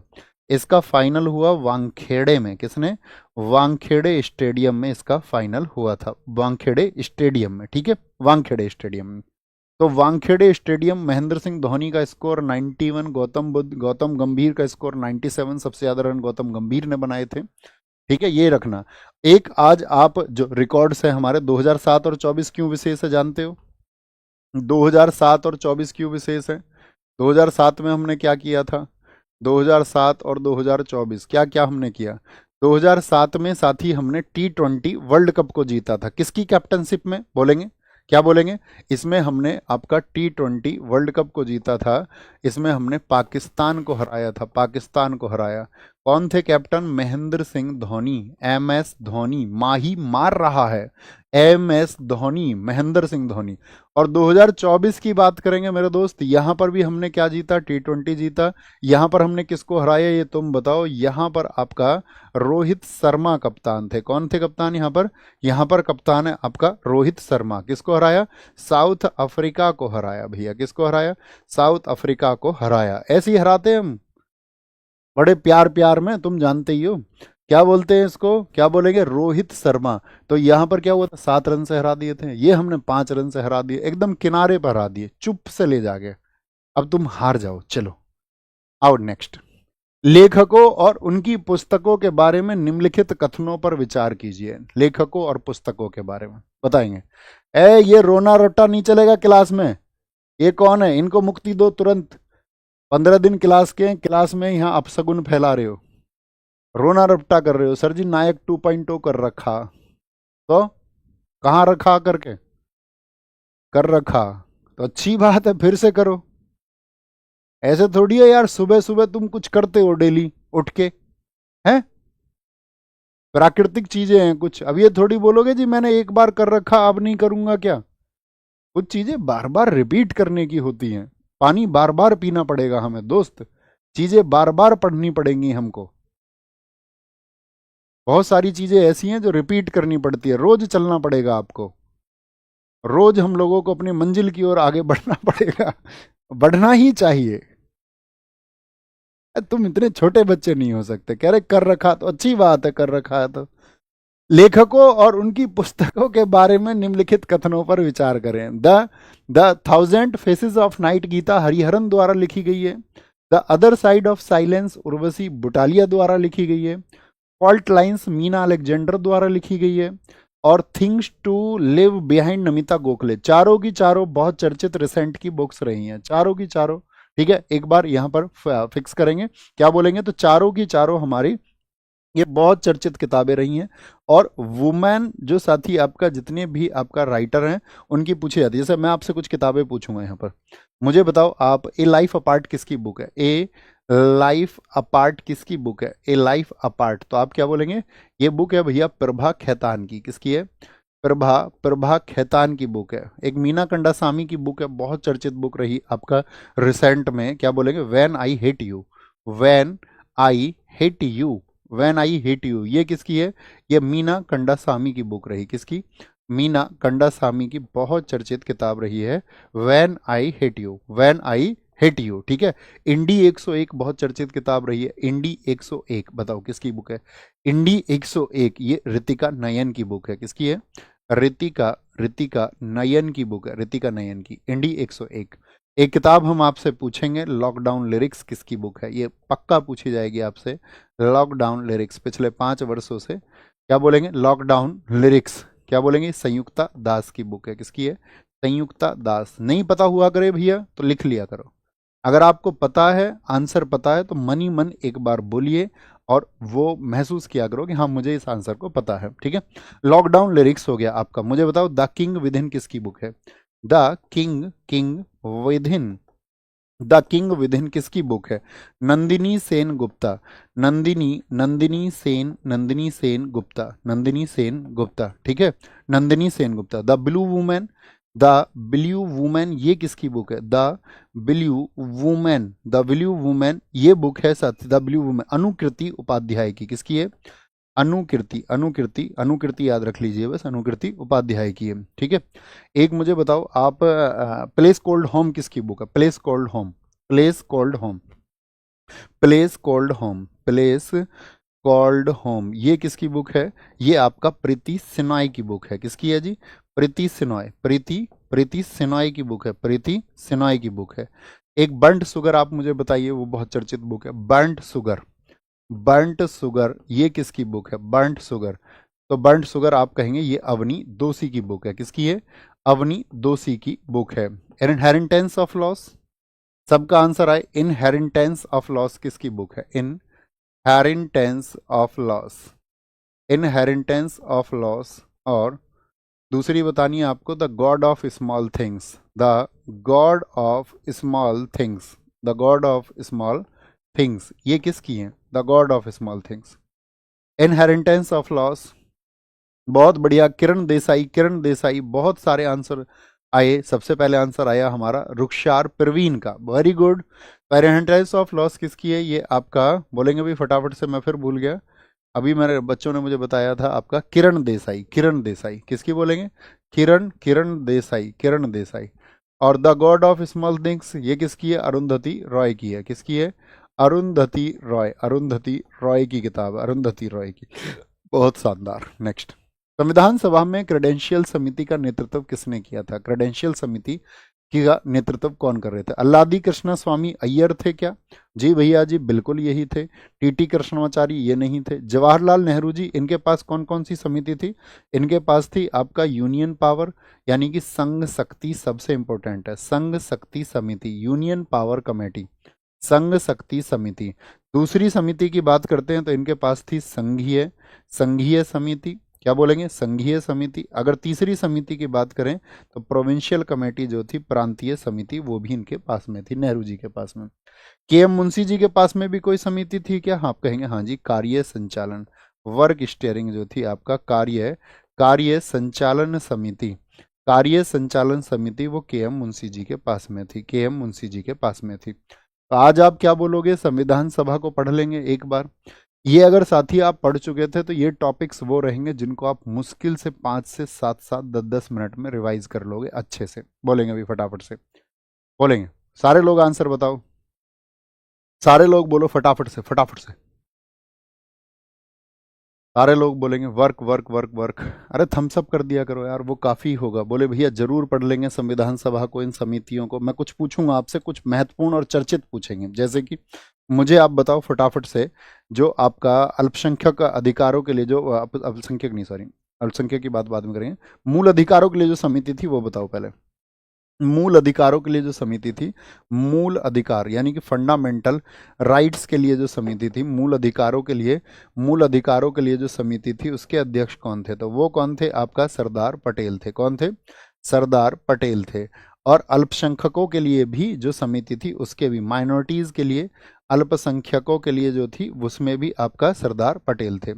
मुझे एक आप बताओ फटाफट से, संचालन और प्रक्रिया के कौन थे? संचालन और प्रक्रिया के, आपका संचालन और प्रक्रिया समिति जो थी आपका, उसके अध्यक्ष कौन थे? संचालन और प्रक्रिया समिति इसके थे राजेंद्र प्रसाद, राजेंद्र प्रसाद थे। कौन थे? राजेंद्र प्रसाद थे। प्रारूप समिति के अध्यक्ष बताइए फटाफट से, जो ड्राफ्ट कमेटी थी, प्रारूप समिति, प्रारूप समिति, इसके साथ ही आप मुझे अध्यक्ष बताएं तो कौन थे? बाबा साहब भीमराव अंबेडकर जी, बाबा साहब भीमराव अंबेडकर जी थे। कौन थे? बाबा साहब भीमराव अंबेडकर जी थे। प्रारूप समिति ड्राफ्ट कमेटी का जो गठन हुआ था वो कब हुआ था? 29 अगस्त 1947 को हुआ था। कब? 29 अगस्त 1947 को हुआ था। इसीलिए इन्होंने प्रारूप बनाया, इनको संविधान का जनक कहा गया। ठीक है, फादर ऑफ इंडियन कॉन्स्टिट्यूशन इनको कहा गया। निम्नलिखित कथनों पर विचार करिए। संविधान सभा की कुल सदस्यता 389 थी, उसमें क्या आप मुझे बताएं फटाफट से? 389 लोग थे। इनमें से 93 सदस्य देसी रियासतों का प्रतिनिधित्व करते थे। बोलेंगे भी फटाफट से, फटाफट से। इनमें से 93 सदस्य जो हैं वो आपका देसी रियासतों का प्रतिनिधित्व करते थे। उपरोक्त में से कौन सा कथन जो है वो सही है? बहुत सही है भैया। प्रांतीय के बाबा साहब भीमराव अंबेडकर थे। नहीं नहीं नहीं, प्रांतीय के नहीं, प्रोविंशियल के नहीं, वो प्रोविंशियल कॉन्स्टिट्यूशन के थे, प्रांतीय संविधान समिति के थे, प्रांतीय संविधान समिति के। ठीक है, अगर प्रांतीय संविधान शब्द लिखेगा तब सरदार वल्लभ भाई पटेल, प्रांतीय लिखेगा तो नेहरू जी। इसमें 93 सदस्य देसी रियासतों का प्रतिनिधित्व करते थे। क्या ये सही बात है? बताएंगे भाई। उपरोक्त में से कौन सा कथन सही है? तो आप कह रहे हैं बोथ आर करेक्ट, दोनों, दोनों ठीक है, दोनों ठीक है, दोनों के दोनों ठीक हैं, केवल दो, केवल दो। एक कह रहे हैं साथी केवल दो, नहीं ऐसा नहीं है, दोनों के दोनों ठीक होंगे। एक साथी लिख रहे हैं कुछ रोजर बिन्नी दिखाएं भैया, रोजर बिन्नी, रोजर बिन्नी। सर आपने 1983 में रोजर बिन्नी के 18 विकेट नहीं लिखे। अरे भैया ये भी कोई बात हुई? ऐसे क्या क्या हम नहीं लिख पाएंगे? ऐसे लिखेंगे तो कम से कम हजारों वर्षों तक हमको लगेंगे। ऋषि परंपरा से अब तक लोग लिख रहे हैं, अब तक लिखना खत्म नहीं हुआ। 18 विकेट ली थी कौशिक, 1605 आपका एक अच्छा आंसर है। इसी तरह आपको मेमोराइज करना है। ठीक है, ये सब चीज़ें मैं आपको बता चुका था, ऐसा कोई चीज़ नहीं है जो मैंने आपको नहीं बताया है। ठीक है, क्या बोलेंगे? संविधान सभा तो एकदम से ठीक हो गया, क्या बोलेंगे भैया? दोनों ठीक हैं। मुझे बताओ महिला सदस्य कितनी थी संविधान में? महिला सदस्य कितनी थी? महिला सदस्य कितनी थी? फटाफट से आंसर करेंगे। महिला सदस्य 15 थी। ये 15 जो थी, इनमें सर्वाधिक किस राज्य से थी? सर्वाधिक तो क्या बोलेंगे? यूपी से 5 थी। क्या बोलोगे? यूपी से 5 थी। संविधान सभा के जो साथी आपका स्थायी अध्यक्ष थे वो कौन थे? स्थायी अध्यक्ष, स्थायी अध्यक्ष कौन बने थे आपका? पहले पहले स्थायी अध्यक्ष वो थे आपका कौन? राजेंद्र प्रसाद। कौन थे? राजेंद्र प्रसाद। और पहले अस्थायी अध्यक्ष कौन बनाए गए थे? पहले अस्थायी अध्यक्ष कौन बनाए गए थे? जो पहले अस्थायी बने थे, 2 दिन के लिए रहे, पहले अस्थायी अध्यक्ष जो थे वो कौन थे? तो पहले अस्थायी अध्यक्ष बनाए गए थे सच्चिदानंद सिन्हा। कौन? सच्चिदानंद सिन्हा साहब थे। सच्चिदानंद सिन्हा साहब थे, आपका याद रख लेना। मुझे बताओ जो उपाध्यक्ष थे वो कौन थे? कितने उपाध्यक्ष थे ये बता दो। उपाध्यक्ष भैया 2 थे। एक थे आपका H.C. मुखर्जी। कौन थे? H.C. मुखर्जी थे। और दूसरे जो व्यक्ति थे जो आपका उपाध्यक्ष थे, उनका नाम था V.T. कृष्णामाचारी। क्या? V.T. Krishnamachari. V.T. Krishnamachari. V.T. Krishnamachari ये दूसरे उपाध्यक्ष थे। मुझे बताओ संविधान सभा के जो आपका सेक्रेटरी थे, सचिव थे, वो कौन थे? तो इसके जो सेक्रेटरी थे वो थे H.V.R. अयंगर। कौन थे? H.V.R. अयंगर इसके पहले सचिव थे। मुझे बताओ संवैधानिक सलाहकार कौन थे? संवैधानिक सलाहकार कौन थे? तो संवैधानिक सलाहकार थे आपका B.N. राव। कौन थे जी साहब? B.N. राव थे। B.N. राव थे। और मुख्य प्रारूपकार कौन थे? यानी कि मेन जिन्होंने ड्राफ्ट को बनाया। अब प्रारूप समिति की बात नहीं कर रहे। अगर क्वेश्चन आ जाए आपसे, संविधान सभा के जो मुख्य प्रारूपकार थे वो कौन थे? मुख्य प्रारूपकार कौन थे? तो मुख्य प्रारूपकार में नाम लिखना S.N. मुखर्जी का। S.N. मुखर्जी का लिखेंगे, S.N. मुखर्जी का। जो हमारी संविधान सभा थी, संविधान सभा, इसका गठन मुझे बताओ फटाफट कब हुआ था? तो इसका गठन ये हुआ था आपका 6 दिसंबर 1946 को। क्या बोलोगे? 6 दिसंबर 1946 को इसका गठन हुआ था। ये बात भी आपको याद रख लेनी है। अच्छा, संविधान सभा का यदि मैं आपसे चिन्ह पूछूं कि चिन्ह क्या है, बताओ फटाफट से। What is the sign of a constituent assembly? संविधान सभा का जो चिन्ह था वो क्या था? तो संविधान सभा का जो चिन्ह था संविधान सभा का, वो था आपका हाथी। क्या बोलोगे? हाथी भैया इसका चिन्ह था। ठीक है, हाथी आपका चिन्ह था। भारत की संविधान सभा के से अच्छे टारगेट में लिख लिया संविधान सभा। ठीक है, बोलेंगे भाई फटाफट से। भारत की संविधान सभा के संदर्भ में निम्नलिखित में से कौन सा कथन असत्य है? भारतीय संविधान के निर्माण के दौरान इसने कुल 12 सत्र आयोजित किए गए थे। 12 सत्र, इसमें बैठकें 165 दिनों तक चली। 9 दिसंबर 1947 को संविधान हॉल, जिसको अब संसद का केंद्रीय हॉल कहते हैं, इसमें आयोजित की गई थी। तो इसमें बताना असत्य कौन सा है? असत्य, असत्य। तो असत्य इसमें पहला ही असत्य हो गया। क्या बोलोगे? पहला असत्य हो गया। कितने सत्र हैं आपका? 11 सत्र आयोजित किए गए। बैठकें 165 दिनों तक चली, ये सही है आपका। बैठक 165 दिन तक चली। और पहला सत्र जो है वो 9 दिसंबर 1947 नहीं, 1946 को, 1946 को, ठीक है, क्या बोलोगे? 9 दिसंबर 1946 को आयोजित किया गया था। तो यानी कि ये भी गलत हो गया, ये भी गलत हो गया। तो केवल 1 और 3 ये दोनों गलत हो गए। ठीक है। अच्छा, पहली बैठक तो हुई 9 दिसंबर को, दूसरी बैठक आप मुझे बताएं। संविधान सभा, जो संविधान सभा थी, इसका सबसे पहले विचार बताओ किसने किया था? संविधान सभा का, संविधान सभा का जो सबसे पहले विचार था, सबसे सबसे पहले विचार वो किसने किया था? तो आप कहेंगे सबसे पहले विचार किया था 1934 में। किसने? आपका मानवेंद्र नाथ राय ने, M.N. राय, M.N. राय 1934 में, 1934 में। ठीक है। अब हम आपसे क्वेश्चन पूछ रहे हैं, जो दूसरी बैठक हुई थी संविधान सभा की, पहली तो 9 दिसंबर को हो गई, दूसरी बैठक कब हुई थी? दूसरी बैठक हुई थी आपका 11 दिसंबर, 11 दिसंबर 1946 को, जिसमें आपका अध्यक्ष चुने गए थे। एक पंडित नेहरू जो थे, वो आपका पंडित जवाहरलाल नेहरू जी, वो लेके आए थे ऑब्जेक्टिव रिजोल्यूशन, यानी कि उद्देश्य प्रस्ताव। ऑब्जेक्टिव रिजोल्यूशन यानी कि उद्देश्य प्रस्ताव जो था, ऑब्जेक्टिव रिजोल्यूशन जिसको हम कहते हैं OR, ये कब पेश हुआ था? तो ये हुआ था आपका 13 दिसंबर 1946 को। लेकिन क्या अप्रूव्ड हो गया था, तब स्वीकृति मिल गई थी? नहीं, स्वीकृति इसको मिली है उद्देश्य प्रस्ताव को, वो स्वीकृति मिली थी 22 जनवरी 1947 को। कब? 22 जनवरी 1947 को। मुझे बताओ संविधान सभा के कुल कितने वाचन हुए थे? ठीक है, फटाफट से बताएंगे। रीडिंग्स कितनी हुई थी? बोलेंगे। सर डोल यात्रा पश्चिम बंगाल में मनाया जाता है, होली को आप यहाँ मणिपुर बताए हैं गुरुदेव, क्या कह रहे हैं? होली कहाँ से आ गई भैया? होली कहाँ से आ गई? डोल यात्रा नहीं, मैंने बोला नहीं उसके बाद में। याओ सांग, याओ सांग है वो, याओ सांग की बात हम कर रहे हैं। बोलो भाई फटाफट से, कोई दिक्कत कोई परेशानी? सारे लोग, हाँ, बंगाल उड़ीसा असम सब जगह मनाया जाता है वो। कुछ ऐसे उत्सव हैं साथी जो कई जगह मनाए जाते हैं।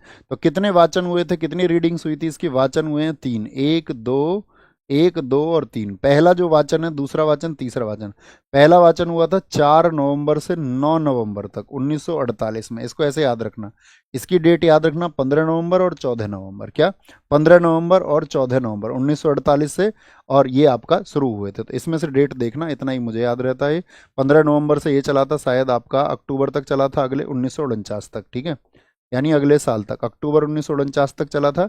और ये 14 नवंबर से शुरू होकर के लास्ट तो सबको पता ही है 26 नवंबर 1949 को। तो 26 नवंबर 1949 ये क्या हुआ था आपका? इस दिन हमारा संविधान पारित हुआ था। क्या हुआ था? 26 नवंबर 1949 को हमारा संविधान क्या हुआ था? पारित हुआ था, पारित हुआ था। मुझे बताओ संविधान सभा की जो अंतिम बैठक है वो कब थी? संविधान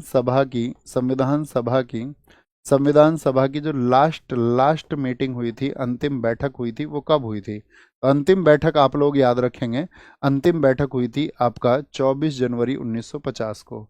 और कब लागू हो गया था संविधान? तो 26 जनवरी 1950 को संविधान लागू भैया जी हो गया था। ओके, आगे आएंगे। निम्नलिखित कथनों पर विचार करें। भारत का मूल संविधान प्रेम बिहारी नारायण रायजादा द्वारा प्रवाहमयी इटैलिक शैली में अंग्रेजी में हस्तलिखित किया गया था, यानी कि अंग्रेजी में लिखा गया था। एकदम सही बात है। और मूल भारतीय संविधान में 1,17,369 शब्द और 251 पृष्ठ थे। एकदम से सही बात है। उपरोक्त में से कौन सा कथन सही है? तो दोनों के दोनों कथन क्या हैं? सही हैं, दोनों के दोनों कथन। अगर मैं पूछूँ, ये तो लिखित हुआ, अगर मैं पूछूं इसको साथी, आपका इसका जो सौंदर्यीकरण है, क्या बोलोगे? सौंदर्यीकरण है वो किसके द्वारा किया गया था? सौंदर्यीकरण किसके द्वारा किया गया? तो क्या बोलेंगे आपको? यानी कि इसको ब्यूटीफाई किसने किया था? ब्यूटीफाई। ठीक है, जो इसको, इसका सौंदर्यीकरण है, सौंदर्यीकरण है आपका, सौंदर्यीकरण वो किसके द्वारा किया गया है? तो सौंदर्यीकरण जो किया गया है आपका, वो क्या नाम था उनका? यानी कि प्रेम बिहारी नारायण राय ज्यादा तो लिख रहे थे, जो सौंदर्य, नंदलाल बोस। कौन है? नंदलाल बोस थे, नंदलाल बोस। और एक दूसरे व्यक्ति कौन थे इनके साथ में? B.R. सिन्हा। कौन थे? B.R. सिन्हा थे, B.R. सिन्हा थे। ठीक है। पेंटिंग्स कौन सी लगाई थी इन्होंने? जो पेंटिंग्स लगाई वो दांडी मार्च की हैं। किसकी पेंटिंग्स हैं? दांडी मार्च की पेंटिंग्स है, दांडी दांडी मार्च की पेंटिंग्स है। अच्छा मुझे बताओ, जो हिंदी में सुलेखन किया, हिंदी में जो कैलीग्राफी है, हिंदी में जो सुलेखन है, हिंदी में जो कैलीग्राफी की है, वो किसके द्वारा की गई है? तो वो व्यक्ति, उनका नाम है आपका बसंत कृष्ण वैद। हिंदी में किसने लिखा है सुलेखन? बसंत कृष्ण वैद ने इसका सुलेखन किया है, सुलेखन किया है।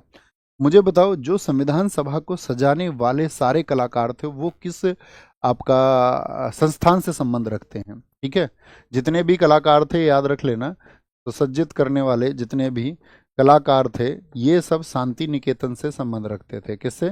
ये सब कलाकार जो है वो शांति निकेतन के थे। शांति निकेतन कहाँ पर स्थित है? पश्चिम बंगाल में भैया स्थित है। और शांति निकेतन भारत का कौन सा यूनेस्को स्थल है? बताओ फटाफट से, ये आप सबका आंसर आना चाहिए। शांति निकेतन जो है वो आपका 41वां यूनेस्को साइट है। क्या है? 41वां यूनेस्को साइट है। अभी यूनेस्को साइट कितनी हो चुकी है टोटल?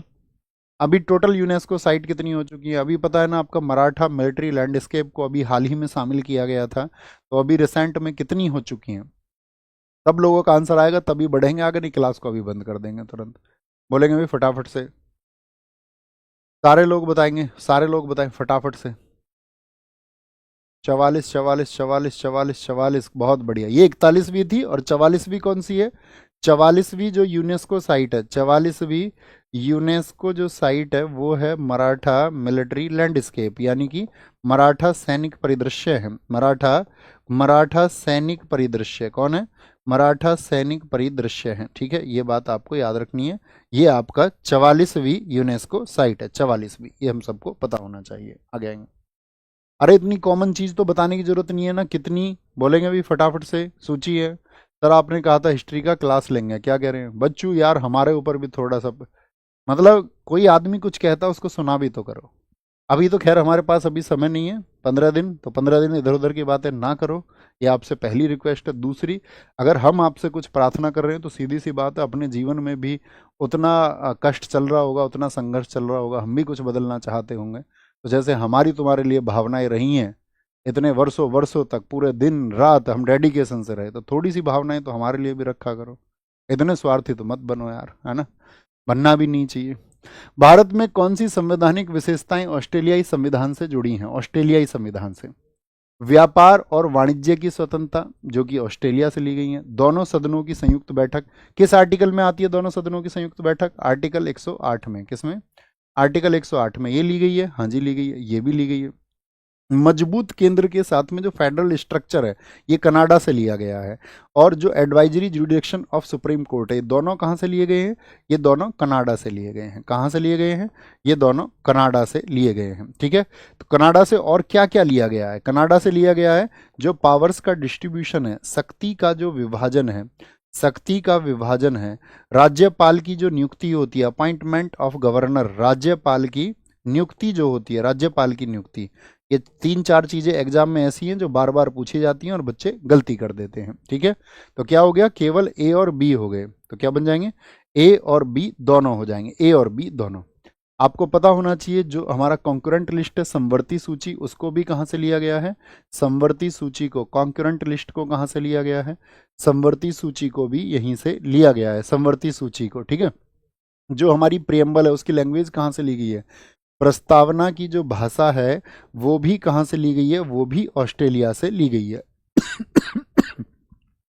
प्रस्तावना की जो भाषा है वो भी कहाँ से ली गई है? ऑस्ट्रेलिया से। अब मैं कुछ सोर्स पूछूंगा आपसे, आज आप इसको रिपीट करेंगे कॉन्स्टिट्यूशनल सोर्सेज को, लेकिन मैं आपसे पूछूंगा, एक तो मुझे बताओ आप, first past the post system ये कहाँ से लिया है हमने? First first first past the post, first past the post, क्या बोलेंगे इसको? FPTP, क्या बोलते हैं इसको? FPTP प्रणाली, ये हमने कहाँ से ली है? तो कहाँ से लिए हमने?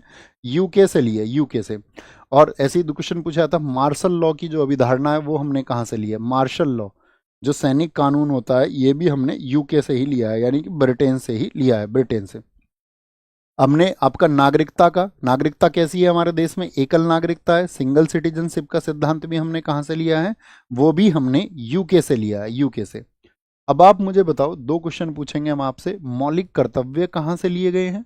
मौलिक कर्तव्य यानी कि फंडामेंटल ड्यूटीज, मौलिक कर्तव्य, फंडामेंटल ड्यूटीज की बात करेंगे, और आपका मौलिक अधिकार की बात करेंगे, यानी फंडामेंटल राइट की बात करेंगे। तो अपना कर्तव्य हमारे साथ कौन निभाता है? USSR, यानी कि आपका रूस निभाता है। मौलिक अधिकारों के, अपने अधिकार की बात ज़्यादा कौन करता है? USA। तो ये हमने USA से लिए हैं। कहाँ से लिए हैं? USA से। तो दोस्त जो ब्लू कलर में, ये आपका आज टारगेट है, आज आपको संवैधानिक स्रोत एक बार पढ़ लेने हैं। ठीक है, हाथ रख के अच्छे से ये याद रखना, ये टारगेट्स भैया ने दिए थे और ये वही टारगेट्स हैं जहां से एग्जाम में क्वेश्चन आएंगे, इसीलिए मैंने उनको टारगेट का नाम दिया, टारगेट का। ठीक है, भारत में किस मुस्लिम शासक ने जजिया कर का प्रचलन किया था? तो भारत में जजिया कर का प्रचलन किया मोहम्मद बिन कासिम ने, या बलबन ने किया? बताओ जी, या अलाउद्दीन खिलजी ने किया, या फिरोज तुगलक ने किया? तो भारत में सबसे पहले तो अरब आक्रमण हुआ किस वर्ष, ये सोचिए।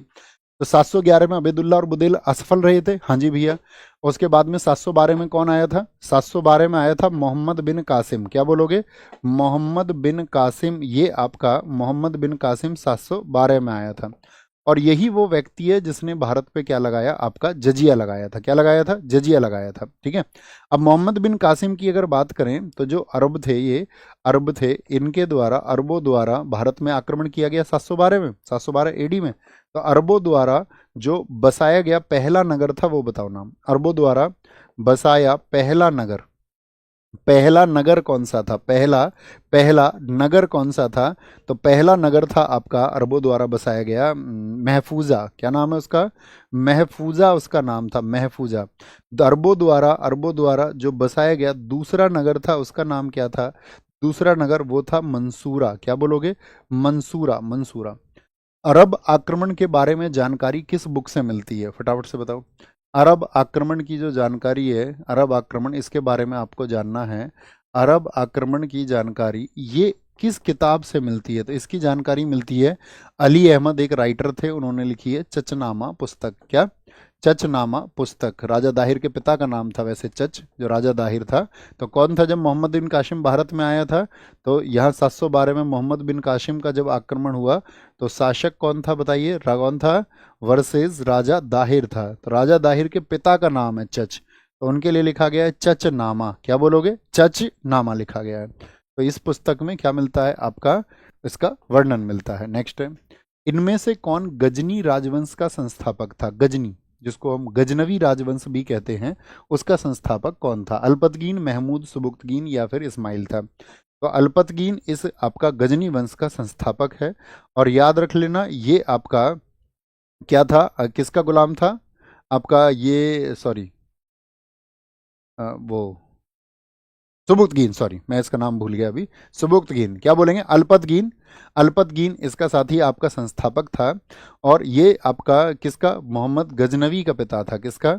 गजनवी का पिता था, गजनवी का पिता था। ठीक है, कौन? आपका गजनवी का पिता। और दूसरी चीज याद रख लेना, गजनवी का पिता, और उसका नाम था आपका अल्पतगीन। अल्पतगीन का गुलाम। किसका? अल्पतगीन का गुलाम। ये कौन व्यक्ति है, ये बताएंगे फटाफट से। तो ये व्यक्ति है आपका सुबुक्तगीन, क्योंकि इसने भी भारत पर आक्रमण किया और इसका भी एक साथी आपका लगभग असफल आक्रमण ही रहा था। लेकिन जो ये महमूद गजनवी है, जब ये भारत आता है तो गजनवी ने भारत पर कुल कितने आक्रमण किए बताएंगे? गजनवी के कुल कितने आक्रमण हुए थे? तो गजनवी के कुल आक्रमण हुए थे साथी आपका, कुल आक्रमण जो गजनवी के हुए थे वो हुए थे आपका, गजनवी के कुल आक्रमण, भारत पर 17 आक्रमण उसने किए। ये कौन कहता है? इतिहासकार एलियट इस बात को कहता है। और इनमें सबसे प्रमुख आक्रमण जो है वो उसका 16th अटैक है। गजनवी के 17वें आक्रमणों में उसका जो 16वां आक्रमण है, ये आपको भूलना नहीं है। किस वर्ष में हुआ था बताओ, और कहाँ पर हुआ था? 1025 में हुआ था, सोमनाथ में। वो सोमनाथ की बात कर रहे हैं, जिसको अभी शायद ये 45वां यूनेस्को स्थल भी बनाने की तैयारी में है। 1025 में सोमनाथ मंदिर पर उसने आक्रमण किया था। सोमनाथ मंदिर में, याद रखेंगे कब? सोमनाथ मंदिर में। अंतिम आक्रमण उसका याद रख लेना, अंतिम अंतिम है उसका 1027 का, 1000 का, जो सिंधु के जाट थे आपका, उनके खिलाफ उन्होंने किया था। खोकर भी कहते हैं, सिंधु के जाटों के खिलाफ किया था। इन हमलों का जो आक्रमण के बारे में जिक्र है, ये जो पुस्तक बताती है, उस पुस्तक का नाम क्या है? तो उस पुस्तक का नाम है आपका तारीख ए यामिनी। क्या बोलोगे? तारीख ए यामिनी। तारीख ए यामिनी किसने लिखी है? फटाफट से लिखेंगे, क्योंकि यामिनी का मतलब जो गजनी वंश था वो यामिनी वंश भी उसको कहा जाता है। तो तारीख ए यामिनी ये लिखी है, इसका जो लेखक है ये है उतबी। उतबी। और बहुत बार पूछा जाता है, मोहम्मद बिन कासिम के समय पर जो लेखक था आपका, सॉरी गजनवी के, महमूद गजनवी का जो दरबारी इतिहासकार था वो कौन था?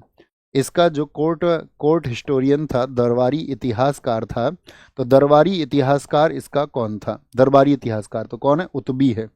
अच्छा, एक पुस्तक लिखी गई थी इन्हीं दिनों में आपका, उसको बोलते हैं हम किताबुल हिंद। किसने लिखी है? राइटर बताओ फटाफट से। किताबुल हिंद के लेखक कौन है? किसके? किताबुल हिंद के लेखक कौन है? तो कौन है? तहकीक हिंद बोल दो या किताबुल हिंद बोल दो। ये क्वेश्चन भी पूछा जाता है, तहकीक हिंद किस भाषा में लिखी गई है?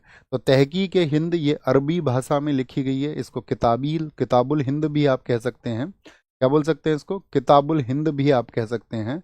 ये किसने लिखी है, ये मेरा क्वेश्चन है आपसे। किताबुल हिंद, फटाफट से कमेंट सेक्शन में देखूंगा तो आपका आंसर मुझे मिलना चाहिए। क्या बोलेंगे? अल बरूनी, अल बरूनी, अल बरूनी बोलेंगे भी फटाफट से। बहुत सही, बहुत सही। अल बरूनी। क्या बोलेंगे? अल बरूनी, अल बरूनी। अभी बताएंगे, 1 मिनट रुको सर, एक बार उसको देखिए, प्रांतीय समिति को देख लेते हैं। क्या प्रांतीय समिति में क्या हुआ? बाद में बताना, लास्ट में है ना, सबसे लास्ट में फिर एक बार रिपीट करेंगे। सुल्तान मोहम्मद गोरी का भारत में प्रथम आक्रमण कब हुआ था? मोहम्मद गोरी का। तो ये जो ऊपर लिखा है मोहम्मद गोरी, अरे थम्स अप करके यार मुझ तक सूचना तो पहुंचा दो मेरे दोस्त कि भैया जी जरूर जरूर जरूर, जो ब्लू कलर में है ये हमारे टारगेट है, इनको हम आज पढ़ेंगे। अरब आक्रमण से लेकर के आपका गजनवी के समय से मोहम्मद गोरी तक हम जरूर पढ़ेंगे। ये एनर्जी मेरे पास तक आपकी पहुंचनी चाहिए। आप चाहे बुक से पढ़ें, इनको कहीं से भी पढ़ें, वो जरूर आप देखें। बोलेंगे फटाफट से, सारे लोग आंसर करें, सबका आना चाहिए। चलो जी, थम्स अप करके बताना मुझे, सुल्तान मोहम्मद गोरी का भारत में प्रथम आक्रमण कब हुआ था? तो कब हुआ था? 1175 मुल्तान में हुआ था, वर्तमान पाकिस्तान में, 1175 में। 1178 में कहाँ भिड़ गया था वो? पाटन गुजरात में, जहां पर मैंने बताया था आपको, उसके ऊपर भैया तलवार चल गई थी, जान बचा करके भागना पड़ा था उसको। पाटन गुजरात में। और यहाँ पर कौन थे आपका? इसकी हार हो गई थी, ठीक है। यहाँ पर क्या हो गई थी? इसकी जीत हो गई थी। और यहाँ पर कौन थे? भीम सेकंड, जो कि चालुक्य वंश के थे। कौन थे? भीम सेकंड चालुक्य वंश के। और इनकी जो माता जी थी उनका नाम बताओ जरा फटाफट से। इनकी माता जी का क्या नाम था? माता जी का नाम बताएंगे फटाफट से सब लोग, सबका आंसर आना चाहिए। इनकी जो मदर थी, जो इनकी संरक्षिका बनी हुई थी, जिन्होंने आपका बहुत जबरदस्त एक आक्रमण किया, और मैंने बताया था उन्होंने मोहम्मद गोरी के शरीर पर जब तलवार चलाई तो मोहम्मद गोरी फिर बच्चे पैदा करने लायक नहीं रहा था। ये काम किया था नायिका देवी ने। नायिका देवी इनकी माता थी, उनका याद रखेंगे। तो वो आपका हिडन एक आपका कैरेक्टर है भारतीय इतिहास का, जिनको उतनी जगह नहीं मिलती है। 1178, 1191 में बताओ क्या हुआ था? तराइन प्रथम किसने जीता? तराइन प्रथम मोहम्मद गोरी और आपका किसके बीच हुआ था? पृथ्वीराज के बीच में। पृथ्वीराज चौहान जी इसको जीते थे या नहीं जीते थे? आप कहेंगे पृथ्वीराज चौहान जी इसको जीत गए थे। कौन जीते थे? पृथ्वीराज चौहान जी इसको जीते थे, ठीक है, जीते थे। 1192 में कौन हुआ था? तराइन का सेकंड युद्ध हुआ था, तराइन सेकंड। इसमें क्या हो गया था? इसमें मोहम्मद गोरी की जीत हुई थी, मोहम्मद गोरी की जीत हुई थी, मोहम्मद गोरी जीता था। यानी पृथ्वीराज चौहान और मोहम्मद गोरी, इन दोनों के मध्य ही ये युद्ध हुए। पहले को आपका मोहम्मद गोरी हार गया था और दूसरे को मोहम्मद गोरी जीत जाता है। इसके बाद में 1194 में कहाँ का युद्ध हुआ था बताएंगे फटाफट से। 1194 में चंदावर का युद्ध हुआ। चंदावर का युद्ध पृथ्वीराज चौहान जी की मौसी के लड़के थे, कौन? राजा जयचंद। राजा जयचंद से हुआ, राजा जयचंद से। और इसको भी क्या होता है? इसको भी मोहम्मद गोरी जीत जाता है। एक क्वेश्चन पूछा जाता है, इसने देवी लक्ष्मी के सिक्के जारी कराए थे या नहीं कराए थे? ये बताओ, देवी लक्ष्मी के सिक्के मोहम्मद गोरी ने आपका, आप कहेंगे हाँ भैया, देवी लक्ष्मी के सिक्के उसने जारी कराए थे। और उन सिक्कों को कहा गया है देहलीवाल। क्या कहा गया है? देहलीवाल उन सिक्कों का नाम रखा गया है, ठीक है। सिक्के का क्या नाम था? तो याद रखेंगे देहलीवाल। क्या नाम था इनके द्वारा शुरू कराए गए सिक्कों का? तो देहलीवाल उनके सिक्कों का नाम था। निम्नलिखित में से किसने कुतुबुद्दीन ऐबक को सुल्तान की पदवी प्रदान की थी? पदवा नहीं, पदवी। सुल्तान की पदवी प्रदान की थी, बताओ जी कौन व्यक्ति थे? तो सुल्तान की पदवी देने वाले गयासुद्दीन महमूद थे, अलाउद्दीन महमूद, साहबुद्दीन मोहम्मद या ताजुद्दीन यलजौज थे। तो क्या बोलेंगे? गयासुद्दीन महमूद ने कुतुबुद्दीन ऐबक को ये सुल्तान की उपाधि धारण की थी। और जो कुतुबुद्दीन ऐबक हैं, कुतुबुद्दीन ऐबक वो दिल्ली का पहला मुस्लिम या तुर्क शासक था। दिल्ली का पहला शासक बना था, दिल्ली का पहला, या आपका पहला मुस्लिम बोल लीजिए, पहला मुस्लिम, या फिर आप तुर्क कहिए, एक ही बात होगी। मुस्लिम या तुर्क शासक ये थे, आपका तुर्क शासक थे, तुर्क शासक, ठीक है। अगर मैं बोलूं कुतुबुद्दीन ऐबक कौन थे? आपका मोहम्मद गोरी के गुलाम। कौन? कुतुबुद्दीन ऐबक कौन था? मोहम्मद गोरी का गुलाम था, मोहम्मद गोरी का गुलाम था। अन्य नाम बताओ, किस किस नाम से जानते हैं आप कुतुबुद्दीन ऐबक को? अन्य नाम बोलो। तो अन्य नाम आप कहेंगे भैया हातिम, हातिम सेकंड के नाम से जाना जाता है, ठीक है। आपका लाख बख्श के नाम से, पीख बख्श के नाम से।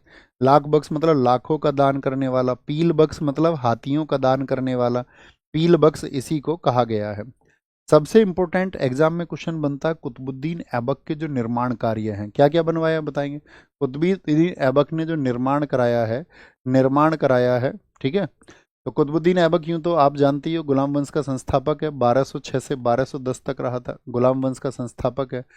पोलो खेलते समय 1210 में घोड़े से गिर के इसकी मौत हो गई थी। निर्माण इसने कराए कुव्वतुल इस्लाम मस्जिद, इसका कुव्वतुल इस्लाम मस्जिद का निर्माण कराया, कुव्वतुल इस्लाम का, ठीक है।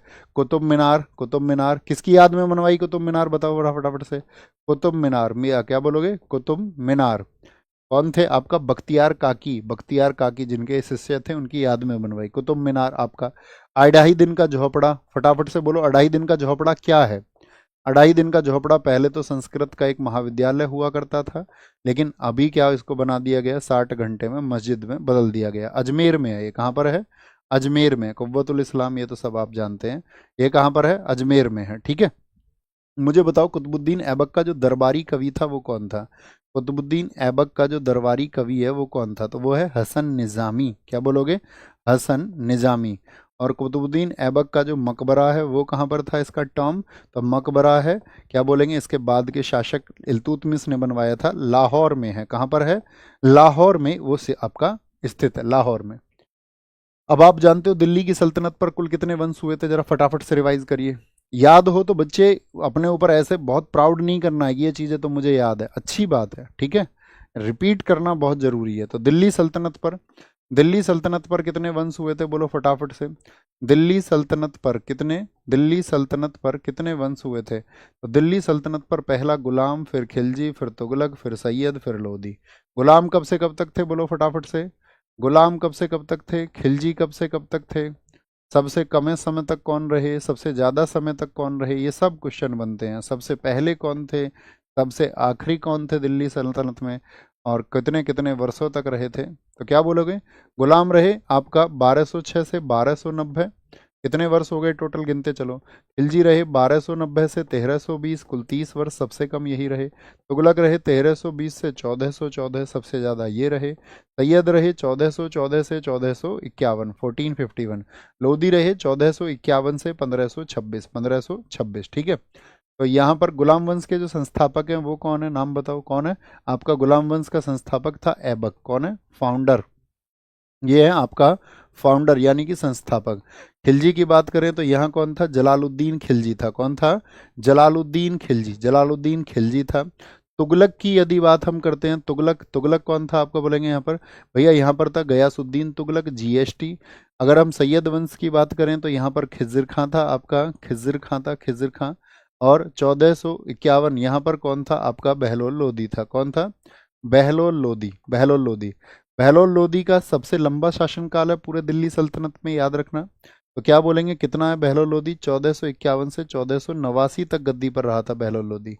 यानी 38 वर्षों का सबसे बड़ा शासन पूरी दिल्ली में किसका है? वो बहलोल लोदी का है। तो क्या बोलेंगे? सबसे बड़ा शासनकाल। याद है ये दोस्त बात?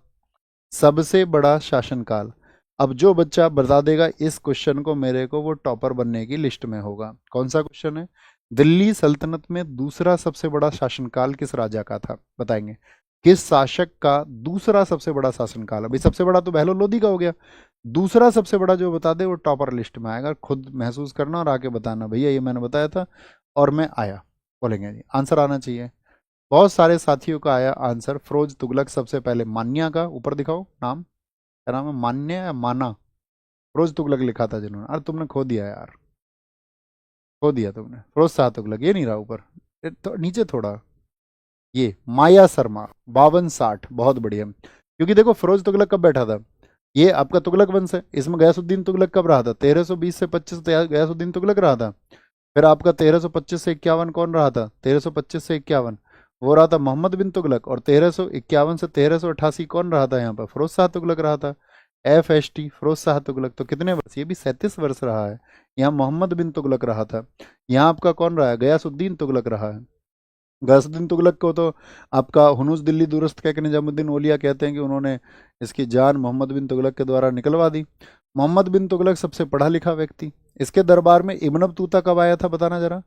इब्न बतूता इसके टाइम पर कब आया था? इब्न बतूता कहाँ से आया था? इब्न बतूता दिल्ली पुलिस 2020 पहले सेट पहले दिन का पहला क्वेश्चन था। इब्न बतूता 1333 में, क्या बोलोगे? 1333 में आया था मूर देश से। कहाँ से? मूर देश अर्थात मोरक्को से आया था। मोरक्को से, मोरक्को से ये आया था। इसको दिल्ली का काजी बना दिया गया था। और चाइना किस वर्ष भेजा था इसको बताओ? चीन किस वर्ष भेजा था? ये दूसरा कठिन क्वेश्चन है हमारा आज का। फटाफट से आंसर आए। चीन किस वर्ष भेजा था इसको? तो 1333 में आया था। 1342 में कहाँ भेजा था? चाइना भेजा था, चाइना। सुल्तान इल्तुतमिश के शासनकाल में न्याय चाहने वाले व्यक्ति को कैसा कपड़ा पहनना पड़ता था? तो कपड़ा कैसा पहनना पड़ता था? न्याय न्याय के लिए याद है जो सर रजिया सुल्तान ने पहना था। लॉजिक लगाइए, रजिया सुल्तान भीड़ के सामने किस रंग के कपड़े पहन के गई थी? जब लोगों ने क्या बोलेंगे, बोलेंगे भाई फटाफट से, सारे लोग बताएंगे फटाफट से, कौन से कलर का कपड़ा? तो क्या बोलेंगे भैया, लाल वस्त्र पहन के जाते थे, लाल वस्त्र, लाल वस्त्र, ठीक है। और इल्तुतमिश की बात करें, ये कब से आया? 1211 से 1236 तक आया, और ये दिल्ली सल्तनत का वास्तविक संस्थापक है। क्या है ये?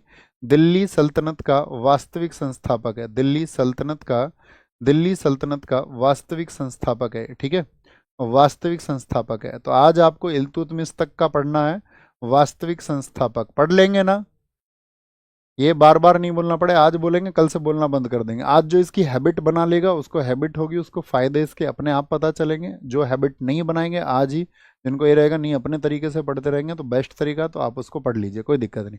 जो हमारे तरीके को फॉलो करेंगे, मैं बताता हूँ कि उनको बहुत फायदा पहुंचने वाला है, ये बात लिख लेना। क्या बोलेंगे? लाल वस्त्र। अब यहाँ पर मुझे फटाफट से बताओ, इल्तुतमिश के जो दरबारी इतिहासकार है, इल्तुतमिश के जो दरबारी इतिहासकार है वो कौन है? दरबारी इतिहासकार यानी कि कोर्ट हिस्टोरियन कौन था उसका? तो कोर्ट हिस्टोरियन है उसका मिनहाज उस सिराज। कौन बोलोगे?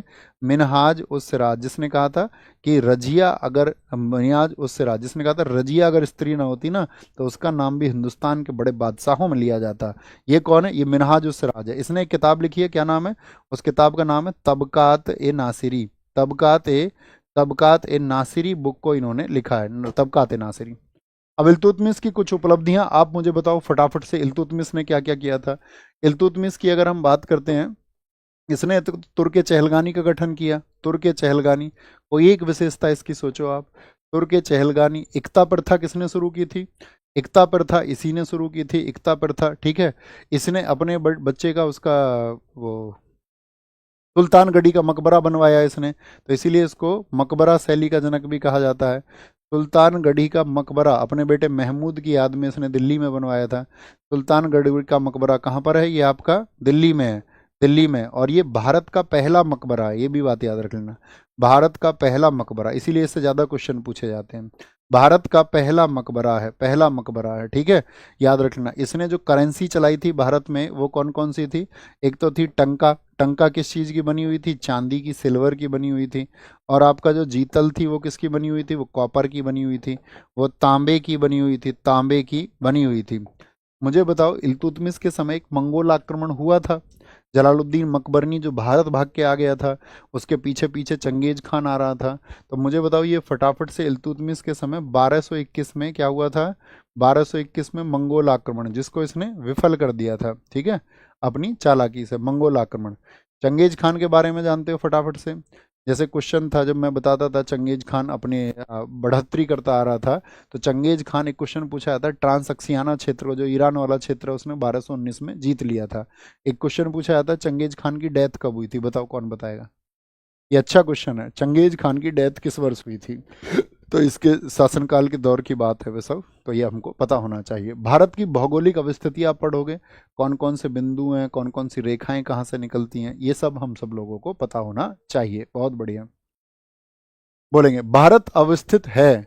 पहली बार इस एसएससी चैनल पर 50,000 से ज़्यादा आप लोग इस कक्षा को देख रहे हैं, तो ये बहुत खुशी की बात है। आप सबको बहुत शुभकामनाएं, बहुत धन्यवाद उतने प्यार के लिए, ठीक है। दिल्ली पुलिस के लिए अपना प्यार विशेष रहा है। पिछली लगभग 4 भर्तियों के लिए हमने पढ़ाया, उससे पहले ऑफलाइन भी पढ़ाया, हमेशा बहुत अच्छे रिजल्ट्स रहे। उम्मीद करूंगा आप भी इस बार बहुत अच्छे रिजल्ट्स देंगे, क्योंकि पिछले कई महीनों से आप लगातार तैयारी कर रहे थे बैच के माध्यम से। यकीन 1.0, यकीन 2.0 में आप रिवीजन कर रहे थे बहुत सारा, ठीक है। नायक बैच से बहुत सारे साथियों ने पढ़ा होगा, उसके अलावा भी आपने कहीं से पढ़ा होगा, पिछली क्लासेस से, बुक से। तो आप लोगों ने बहुत मेहनत की है, और वो मेहनत को अब आप लोग, ये डरना मत कोई भी एग्जाम से कि भैया परीक्षा आ चुकी है तो अब डरना है। तो आप उस ब्रेव की तरह कि हमने युद्ध स्थल के लिए तैयारी की थी, अब हमको डरना नहीं है, और युद्ध स्थल में हम अपने कौशल को दिखाएंगे। अब वो बारी आ चुकी है, तो वो एक अंदर एनर्जी आनी चाहिए कि हाँ यार हम पढ़ इसीलिए तो रहे थे। कई साथी क्या करते हैं, वो ये सोच रहे थे पेपर आ गया, पेपर आ गया, अब क्या करूँ क्या करूँ, तो वो एग्जाम हॉल में जाके डिस्टर्ब हो जाते हैं। फिर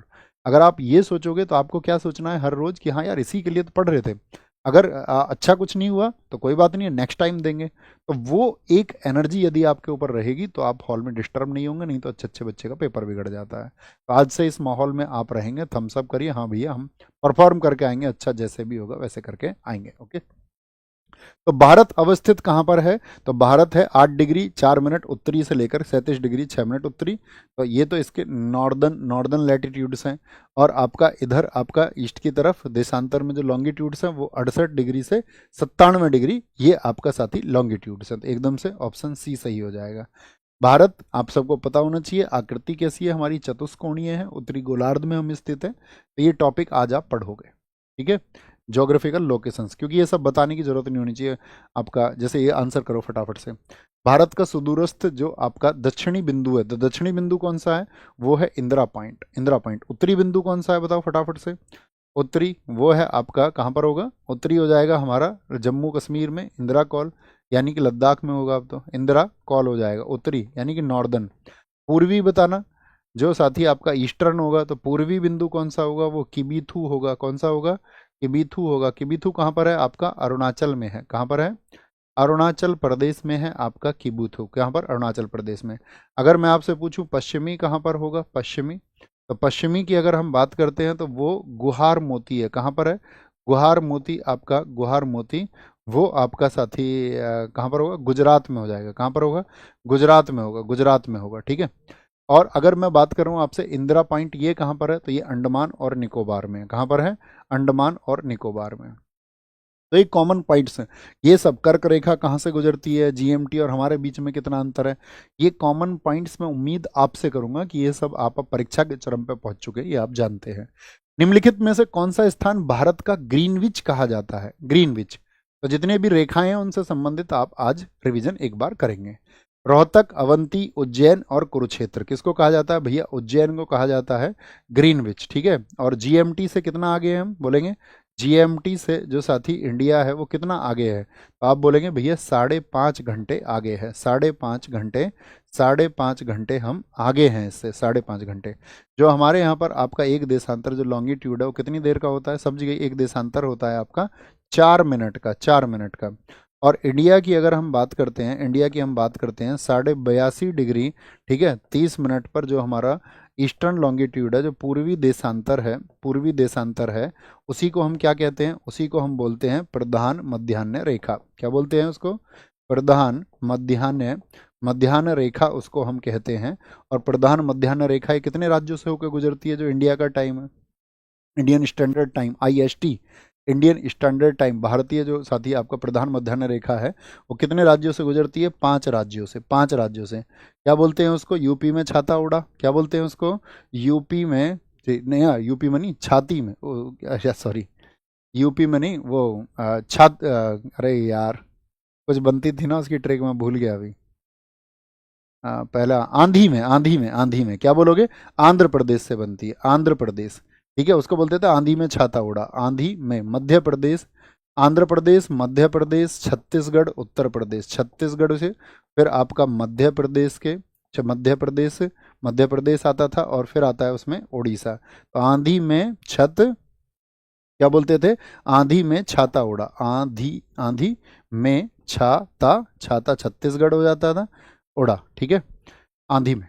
तो क्या बोलेंगे? 5 राज्यों से होकर के गुजरती है। कितने राज्यों से? 5 राज्यों से होकर के गुजरती है। नेक्स्ट, निम्नलिखित राज्यों को उनके क्षेत्रीय आकार के अवरोही क्रम में व्यवस्थित कीजिए। अवरोही क्रम बोल समझते हैं ना, डिसेंडिंग ऑर्डर, घटता हुआ क्रम, यानी कि सबसे बड़ा देखना है आपको। तो जो सबसे बड़ा होगा वो कौन सा है आपका? क्षेत्रीय आकार, आकार के हिसाब से लगाना है। तो आकार के हिसाब से सबसे बड़ा कौन सा हो जाएगा इसमें से?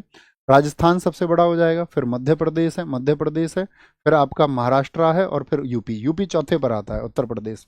तो क्या बोलेंगे? ये ऑप्शन बी एकदम से सही हो जाएगा, ऑप्शन बी।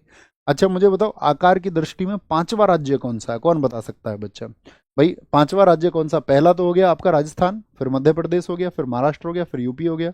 5वां राज्य कौन बताएगा? तो 5वां राज्य होगा आपका गुजरात, गुजरात। जनसंख्या की दृष्टि से अगर हम बात करें, पॉपुलेशन की दृष्टि से, पॉपुलेशन अर्थात जनसंख्या के आधार पर हम बात करें, जनसंख्या के आधार पर, जनसंख्या के आधार पर सबसे बड़ा कौन सा हो जाएगा? तो जनसंख्या के आधार पर जनसंख्या सबसे ज़्यादा है आपका यूपी में, फिर महाराष्ट्र में है, फिर बिहार में है, फिर आपका वेस्ट बंगाल में है, और वेस्ट बंगाल के बाद में आपका एमपी में है। पॉपुलेशन की बात यदि हम करें, सबसे कम कहाँ पर है? सबसे कम जनसंख्या बताओ भैया। सबसे कम जो पॉपुलेशन है, सबसे कम कहाँ पर है? वो आपका सिक्किम में है। कहाँ पर है? सिक्किम में सबसे कम है। सिक्किम के बाद में फिर दूसरा नंबर आता है आपका मिजोरम का। ठीक है। अगर मैं क्षेत्रफल की बात करूं तो क्षेत्रफल में सबसे छोटा कौन है बताओगे फटाफट से? क्षेत्रफल सबसे कम किसका है? दो बता दो, कोई दो। क्षेत्रफल सबसे कम, दूसरा सबसे कम बताओ तुम। पहला तो सब याद रखते हैं। क्षेत्रफल सबसे कम जो है 3702 किलोमीटर आता है आपका गोवा का। ठीक है। कौन सा है? आपका गोवा आता है भाई, क्षेत्रफल में सबसे कम होता है वो। और गोवा के बाद में आपका सिक्किम आ जाता है। क्या आ जाता है? सिक्किम आ जाता है, सिक्किम। ये बहुत इंपॉर्टेंट है, इनके क्षेत्रफल पूछे जाते हैं। इसका 3702 है और इसका है 7096 वर्ग किलोमीटर। ठीक है, दोनों के पूछे जाते हैं। गोवा का तो मतलब सैकड़ों बार अलग अलग एग्जाम में पूछा गया है कि भाई सबसे छोटा है तो कितना क्षेत्रफल होगा। अब जैसे राजस्थान है, सबसे बड़ा है, तो राजस्थान का क्षेत्रफल कौन बताएगा फटाफट से? तो राजस्थान का 3,42,239 है। कितना है? 3,42,239 किलोमीटर स्क्वायर है। क्योंकि जो सबसे बड़ा, छोटा, लंबा, ऊंचा हो, ये हमको पता ही होना चाहिए। अब मैं आपसे पूछूं कि अब ये तो बात हुई स्टेट की, राज्यों की। अगर मैं आपसे पूछूं यूनियन टेरिटरीज यानी कि केंद्र शासित प्रदेशों में सबसे बड़ा क्षेत्रफल किसका है? सबसे बड़ा क्षेत्रफल बताओ केंद्र शासित प्रदेशों में। तो आप कहेंगे भैया केंद्र शासित प्रदेशों में लक्षद्वीप तो छोटा हो गया। सबसे बड़ा लद्दाख, लद्दाख। केंद्र शासित प्रदेशों में मैं पूछ लूँ सबसे ज़्यादा जनसंख्या किसकी है, जनसंख्या घनत्व, तो वो दिल्ली हो जाएगा। ठीक है। इस तरह के कॉमन क्वेश्चंस परीक्षा में बहुत पूछे जाते हैं। रेड क्लिफ लाइन किसके बीच में है? आज इंडिया की जो बॉर्डरिंग कंट्रीज से संबंधित आपको एक बार सीमावर्ती देश को पढ़ना है। ये 5-5, 10-10 मिनट्स के टॉपिक हैं। देखो, एक अच्छा छात्र वो है, आपके एग्जाम में जीएस कितनी आएगी? 50% आएगी कि नहीं आएगी? अब आप आज भी अंतिम दिनों में अगर 4 घंटे मैथ पढ़ रहे हो और जीएस आप 1 घंटा पढ़ रहे हो, तो स्कोर क्या मैथ में अच्छा आएगा ना? हाँ। तो हमेशा मैं आपको गाइड करता रहा हूँ। टॉपिक्स के लिए मैं आपको पहले ही गाइड कर चुका था, आपको याद होगा। लास्ट दिसंबर 2024 में मैंने वीडियो बनाई थी, 24 दिसंबर 2024 में, 24 नहीं 28 को बनाई थी, 28 दिसंबर को। 28 दिसंबर 2024 की वीडियो थी, उसमें मैंने टॉपिक्स के लिए गाइड किया था लास्ट ईयर, दिल्ली पुलिस के लिए ये पढ़ना अगले साल तक। ठीक है, लास्ट दिसंबर में ही बनाई थी। बोलो जी, रेड क्लिफ लाइन सीमा निर्धारित करती है किस किस के बीच में? भारत और पाकिस्तान के बीच में। क्या बोलते हैं इस लाइन को? इसको बोलते हैं LOC, लाइन ऑफ कंट्रोल। और भारत और चीन के बीच में जो है उसको क्या बोलते हैं? लाइन ऑफ एक्चुअल कंट्रोल, या LAC भी उसको कहते हैं। जो कि शिमला समझौता हुआ था 1972, उसके बाद उसको क्या कर देंगे? पक्का कर लिया गया था। अच्छा मुझे बताओ, भारत और चीन के बीच में कौन सी है? मैकमोहन है। कौन सी है? मैकमोहन लाइन है। मैकमोहन लाइन है।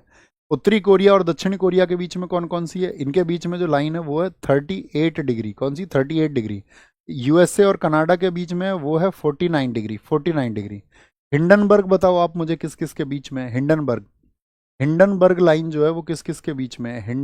हिंडनबर्ग, ये आपका जर्मनी और पोलैंड के बीच में है। किस किस के बीच में है? जर्मनी और पोलैंड के बीच में। जर्मनी और पोलैंड के बीच में कौन सी लाइन है? ठीक है। दूसरी आप मुझे बताओ फटाफट से, मैन रहीम किस किस के बीच में है? मैन रहीम है आपका रूस और फिनलैंड के बीच में। किसके? रूस और फिनलैंड के बीच में। रूस और फिनलैंड के बीच में। तीसरा, 17वीं समानांतर रेखा, 17वीं समानांतर रेखा वो है साथी आपका उत्तर वियतनाम और साथी आपका दक्षिण वियतनाम। आंसर कर पा रहे हो ना आप लोग? थम्स अप करके बताओ ताकि मुझे भी पता चले कि यार हाँ जबरदस्त आप पढ़े थे। 31वीं जो समानांतर रेखा है, 31वीं जो पैरेलल लाइन है वो किस किस के बीच में है? समानांतर रेखा 31वीं समानांतर, ये आपका इराक और ईरान के बीच में है। किसके? इराक और ईरान के बीच में है। इराक और ईरान के 8 डिग्री चैनल बताओ किस किस के बीच में? 8 डिग्री चैनल किस किस के बीच में है? 8 डिग्री चैनल है मालदीव और मिनिकॉय। ये बहुत पूछा जाता है, मालदीव और मिनिकॉय के बीच में। मालदीव और मिनिकॉय के बीच में। 9 डिग्री चैनल बताओ किस किस के बीच में? 9 डिग्री चैनल लक्षद्वीप और मिनिकॉय के बीच में। किसके? लक्षद्वीप और मिनिकॉय के बीच में। 10 डिग्री की बात करेंगे, 10 डिग्री चैनल किस किस के बीच में है? वो अंडमान और निकोबार के बीच में। किसके? अंडमान और निकोबार के बीच में। अंडमान और निकोबार। अंडमान और निकोबार, ये कहाँ गया, मक्खी आ गई क्या कोई क्लास में, बोर्ड कैसे गायब हो रहा है।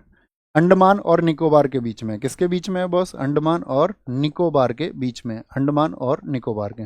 11 डिग्री बताओ, 11 डिग्री किस किस के बीच में है? वो अमीनी द्वीप और कन्नूर के बीच में है। किसके बीच में, अमीनी द्वीप, अमीनी द्वीप, अमीनी द्वीप और कन्नौर के बीच में है। ठीक है बॉस, अमीनी द्वीप और कन्नौर के बीच में है। ठीक है, अमीनी द्वीप और कन्नौर के बीच में है। आगे आएंगे, नेक्स्ट है। देखिए, ये भारत के तटीय राज्य और केंद्र शासित प्रदेशों की जलीय सीमा है, इसके बारे में आपको पता होना चाहिए। किस राज्य की कितनी सीमा लगती है, तो सबसे कम सीमा किसकी लगती है, वो गोवा की लगती है। किसकी, गोवा की लगती है। ठीक है, और अगर हम बात करें यहाँ पर सबसे कम केंद्र शासित प्रदेश पूछ लेगा तो पुडुचेरी हम कह देंगे। अगर राज्यों में पूछ लेगा तो किसको कह देंगे हम, गुजरात को कह देंगे, सबसे ज़्यादा सीमा उसकी लगती है। ये पीडीएफ में मिल जाएगा आपको भैया, वो कब वो पिन कर देना, टेलीग्राम चैनल है ना शुभम भाई, तो उसमें क्या है फिर ये पीडीएफ आप लिखवा देना किसी से। अच्छा ये बताओ, जो पीडीएफ चाहिए आपको, ये ऐसे ही बोर्ड पीडीएफ ही डलवा देना, उससे पता रहेगा मैंने कहाँ पर क्या लिखा है। बोर्ड पीडीएफ ही डलवा देना, कोई दिक्कत तो नहीं है ना बोर्ड पीडीएफ से, क्योंकि आप अगर क्लास में रहेंगे तो आराम से लिंक अप कर जाओगे उससे। बोर्ड पीडीएफ ये डलवाने का फ़ायदा ये है कि आपको ये टॉपिक पता चल जाएंगे कि ब्लू कलर में, क्योंकि हाथ से लिखेंगे तो फिर कलर नहीं हो पाएगा, तो आपको पता रहेगा ब्लू कलर में भैया ने कौन से टॉपिक हमें दिए थे आज रिवाइज करने के लिए, तो आपको अलग से लिखना भी नहीं पड़ेगा।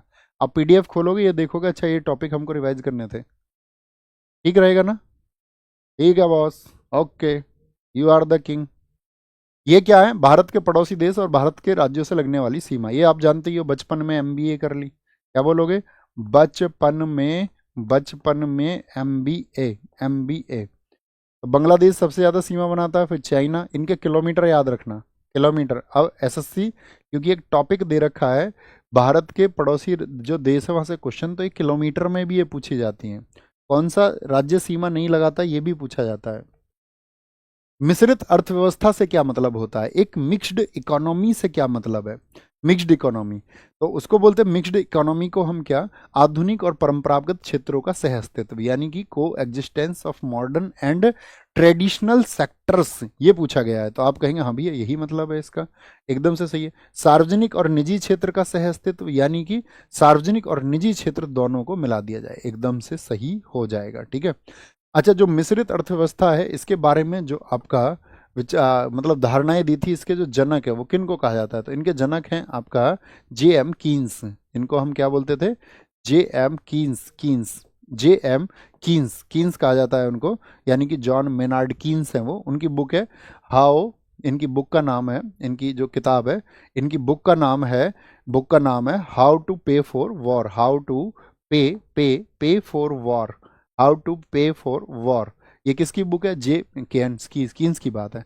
अच्छा मुझे कोई एक उदाहरण आप बता सकते हैं, मिश्रित अर्थव्यवस्था किस देश में है, इसके उदाहरण बताएंगे।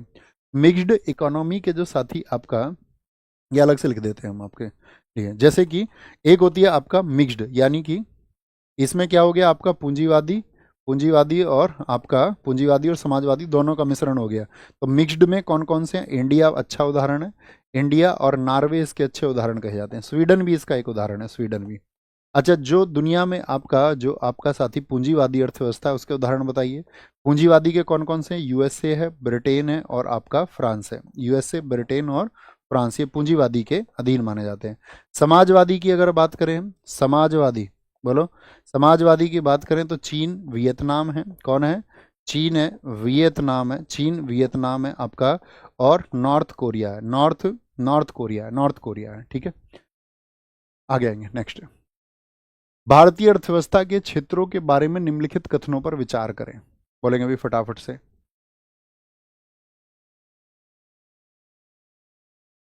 सर क्वेश्चन नंबर 20 में एमपी लिख गया है, क्या लिख गया है एमपी 2 बार, क्वेश्चन नंबर 20 में ऐसा कुछ हो गया है।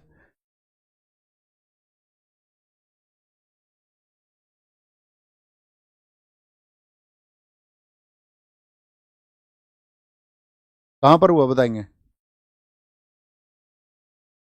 Okay okay okay okay okay okay okay, ठीक है ठीक है ठीक है ठीक है ठीक है ठीक है ठीक है ठीक है। उत्तर प्रदेश, मध्य प्रदेश, छत्तीसगढ़, यूपी और आपका उत्तर प्रदेश आएगा। यूपी में 5 राज्य आते थे ना इसमें, मुझे कंफ्यूजन क्यों हुआ, 2 राज्य क्यों लिख दी मैंने, 5 राज्य आते थे इसमें, पांचों राज्य एक बार चेक करेंगे सारे साथी। मुझे कोई कन्फ्यूजन तो नहीं है इसमें।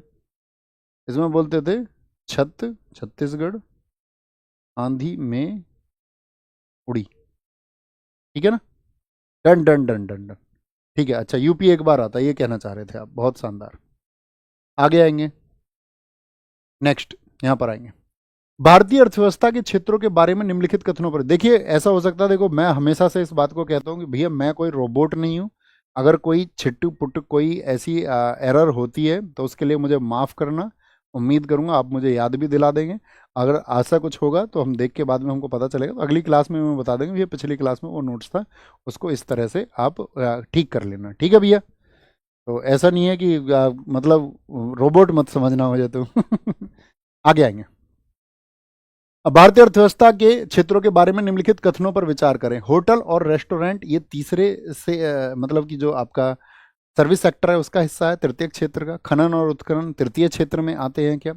और विद्युत उत्पादन क्या प्राथमिक क्षेत्र में आता है? तो क्या बोलेंगे, कौन सा एक क्या बता रहा है सही होगा? तो होटल ये थर्ड में आते हैं। खनन ये किस में आता है? खनन ये फर्स्ट में आएगा, फर्स्ट में, तृतीय का नहीं हो सकता। विद्युत उत्पादन किस में होता है? ये सेकंड में आता है, सेकंड में आता है। अच्छा मुझे बताओ फटाफट से, फर्स्ट में कौन कौन आते हैं? पहले में आपका खेती से संबंधित जो चीज़ें हैं, यानी कृषि है, एग्रीकल्चर है, ठीक है, फॉरेस्ट्री है, वानिकी है, पशुपालन है, एनिमल हस्बेंड्री है, कौन है? पशुपालन है आपका। फिशिंग है, फिशिंग है, मत्स्य पालन है आपका, क्या है? मत्स्य पालन है, मत्स्य पालन है, ठीक है, पशुपालन, ये सब इसमें आ जाता है। सेकंड में क्या आता है? मैन्युफैक्चरिंग आती है। मैन्युफैक्चरिंग का मतलब क्या होता है? विनिर्माण होता है, विनिर्माण यानी कि जो सामान बनता है आपका, उद्योग हो गया, जितना भी खाद्य प्रसंस्करण हो गया, ठीक है। और थर्ड में क्या आता है आपका? थर्ड में आता है सर्विस, जैसे कि बिजनेस हो गया जो भी, ठीक है, ट्रांसपोर्ट हो गया, ट्रांसपोर्ट अर्थात परिवहन हो गया, बैंकिंग हो गई, बैंकिंग कौन से सेक्टर में आएगा? ये पूछा जाएगा सेक्टर किसी ना किसी शिफ्ट में। शिक्षा हो गया आपका, एजुकेशन हो गया, हेल्थ हो गया, हेल्थ हो गया, हेल्थ हो गया, ठीक है, टूरिज्म हो गया, यानी कि टूरिज्म को क्या बोलते हैं? पर्यटन, पर्यटन हो गया आपका, बीमा हो गया, बीमा, बीमा हो गया, ये इंश्योरेंस, ये सब किस में आते हैं? ये थर्ड सेक्टर में आएंगे। किस में आएंगे? थर्ड सेक्टर में आते हैं। तो क्या हो जाएगा आपका? केवल एक ठीक हो जाएगा। पंचवर्षीय योजनाओं और उसके महत्व के साथ में सुमेलित कीजिए। एक हमारा टॉपिक रहेगा पंचवर्षीय योजना, बिना पढ़े जाना नहीं है। इस क्लास को 15 दिन की क्लास को, आप जानते हैं 15 दिन क्लास कोई जादू नहीं कर सकती कि आपके स्कोर को 20 से 50 पहुंचा दे, 20 से 40 पहुंचा दे, 20 से 35, ऐसा जादू कहीं नहीं होता है। उतना अवेयर आपको होना पड़ेगा, उतना अच्छा स्टूडेंट आपको होना पड़ेगा। आपको ये देखना क्लासेस के माध्यम से क्वेश्चन का पैटर्न ये है, और साथ में हमको टारगेट्स मिल रहे हैं, ठीक है। पैटर्न समझना है, प्रैक्टिस करनी है, और यहाँ से देखना क्वेश्चन आपको बहुत हेल्प करेंगे। ये आपके क्या बोलते हैं उसको, जुनून को बढ़ाएगा। पंचवर्षीय योजनाओं को उसके महत्व के साथ में सुमेलित कीजिए, और आपको रोज का स्कोर भी लिखना है। 30 में से कितना स्कोर आप कर रहे हैं, 30 में से कितना स्कोर आपका होगा, 30 क्वेश्चन में से कितने कर पा रहे हैं, वो देखना है, ठीक है, बताएंगे। तो पंचवर्षीय योजनाओं में गरीबी उन्मूलन का नारा 5वीं पंचवर्षीय योजना में एकदम से ठीक है। 7वीं में भोजन कार्य उत्पादकता एकदम से ठीक है, 7th में। 6ठी में आपका औद्योगिक विकास को दिया गया, तो ABC एकदम से ठीक है। ऑप्शन ए ही इसका हो गया, ऑप्शन ए हो गया। मुझे बताओ पंचवर्षीय योजनाओं के जो जनक हैं भारत में, कौन जनक है? 5 ईयर प्लान को FYP लिख लें। 5 ईयर प्लान के जनक कौन है भारत में? FYP के जनक कौन है? 5 ईयर प्लान के जनक कहाँ पर आपका भारत में अगर पूछें तो आपसे कौन, किसको कहा जाएगा? तो भारत में आप कहेंगे नेहरू जी को। किसको? नेहरू जी को कहेंगे, जो नेहरू जी को, पंडित नेहरू जी को। और दूसरा 5 ईयर के जनक अगर आपसे पूछा है, 5 ईयर प्लान के जनक पूछें तो जनरली कौन होंगे भारत का? अगर विकल्प ना हो तो स्टालिन। स्टालिन कहाँ के थे? ये रूस के थे। स्टालिन की जीवनी एग्जाम देने के बाद में जरूर पढ़ना, लिख लो भैया, स्टालिन के बारे में पढ़ेंगे, ठीक है। थर्ड वन, मुझे बताओ भारत में FYP के आर्किटेक्ट किसको कहते हैं? 5 ईयर प्लान के वास्तुकार किनको कहा जाता है? 5 ईयर प्लान के वास्तुकार यानी आर्किटेक्ट किसको कहा जाता है? तो वो PC महलनोबिस हैं। कौन है? PC महलनोबिस। इनके बताओ कौन सा मॉडल था जो PC महलनोबिस ने बनाया था? तो जो दूसरा पंचवर्षीय योजना का प्लान था, दूसरा जो 5 ईयर प्लान था, वो इन्होंने ही बनाया था, ठीक है। एक मुझे बताओ आप फटाफट से, योजना आयोग जो 5 ईयर प्लान बनाता था, प्लानिंग कमीशन, योजना आयोग का गठन कब हुआ था? योजना आयोग का गठन वो हुआ था आपका 15 मार्च 1950 को। और कहाँ पर हुआ था? नई दिल्ली में हुआ था भाई साहब। कहाँ पर? नई दिल्ली में। हमने जो पंचवर्षीय योजनाएं ली वो किस देश से ली? हमने जो पंचवर्षीय योजनाएं ली, चूंकि स्टालिन को हम जनक कह रहे हैं, तो हमने जो पंचवर्षीय योजनाएं ली हैं साथी, वो लिए हैं हमने कहाँ से, यूएसएसआर से। ये आपको आज पीडीएफ में मिलेगा। इसमें क्या लिखा है हमने, पंचवर्षीय योजनाओं के समय उसमें कौन कौन सी प्राथमिकता थी, मुख्य काम कौन से हुए हैं, क्योंकि क्वेश्चन हर शायद शिफ्ट में आपकी में रहेगा 5 ईयर प्लान से। निर्धारित लक्ष्य क्या था, हमने प्राप्ति क्या की, कौन से प्रधानमंत्री तब थे। ठीक है, स्क्रीनशॉट आप ले सकते हैं, नहीं तो टेलीग्राम लिंक आप ऊपर आपको दिया हुआ है कमेंट सेक्शन में। जब वीडियो बाद में खत्म हो जाए, कहीं भी वीडियो पे क्लिक कर लेना, इस कमेंट पे जाना, वहां ज्वाइन करना, क्लास के तुरंत बाद पीडीएफ मिल जाया करेगी। ठीक है, वार्षिक योजनाएं ये आपका सारी लिखी हुई हैं। तो टोटल अंतिम जो हमारी योजना थी वो कब तक चली थी, 2012 से 2017। क्या 17 पूरा ये कर पाई थी, आप कहेंगे नहीं। 1 जनवरी 2015 को ही हम क्या ले आए थे, नीति आयोग ले आए थे। नीति, नीति का फुल फॉर्म सारे लोग बताएं फटाफट से, मन ही मन में बोलिए, national institute for transforming India. क्या बोलेंगे, national institute for transforming India. तो क्या बोलेंगे, भारतीय राष्ट्रीय परिवर्तन संस्थान इसको हम कहते हैं। तो ये कब आ गया था, 1 जनवरी 2015। किसकी जगह आया था ये, योजना आयोग की जगह आ गया था। किसकी जगह, योजना आयोग की जगह ये आ गया था नीति। आगे आएंगे, निम्नलिखित आरबीआई गवर्नरों को उनके कार्यकाल के सही कालानुक्रमिक क्रम में व्यवस्थित करें, प्रारंभ से लेकर के अंतिम तक। प्रारंभ से लेकर के अंतिम तक, यानी सबसे पहले कौन थे। तो ये तो बहुत पुराने हैं, वाई वी रेड्डी, इनके बारे में तो सब जानते हैं।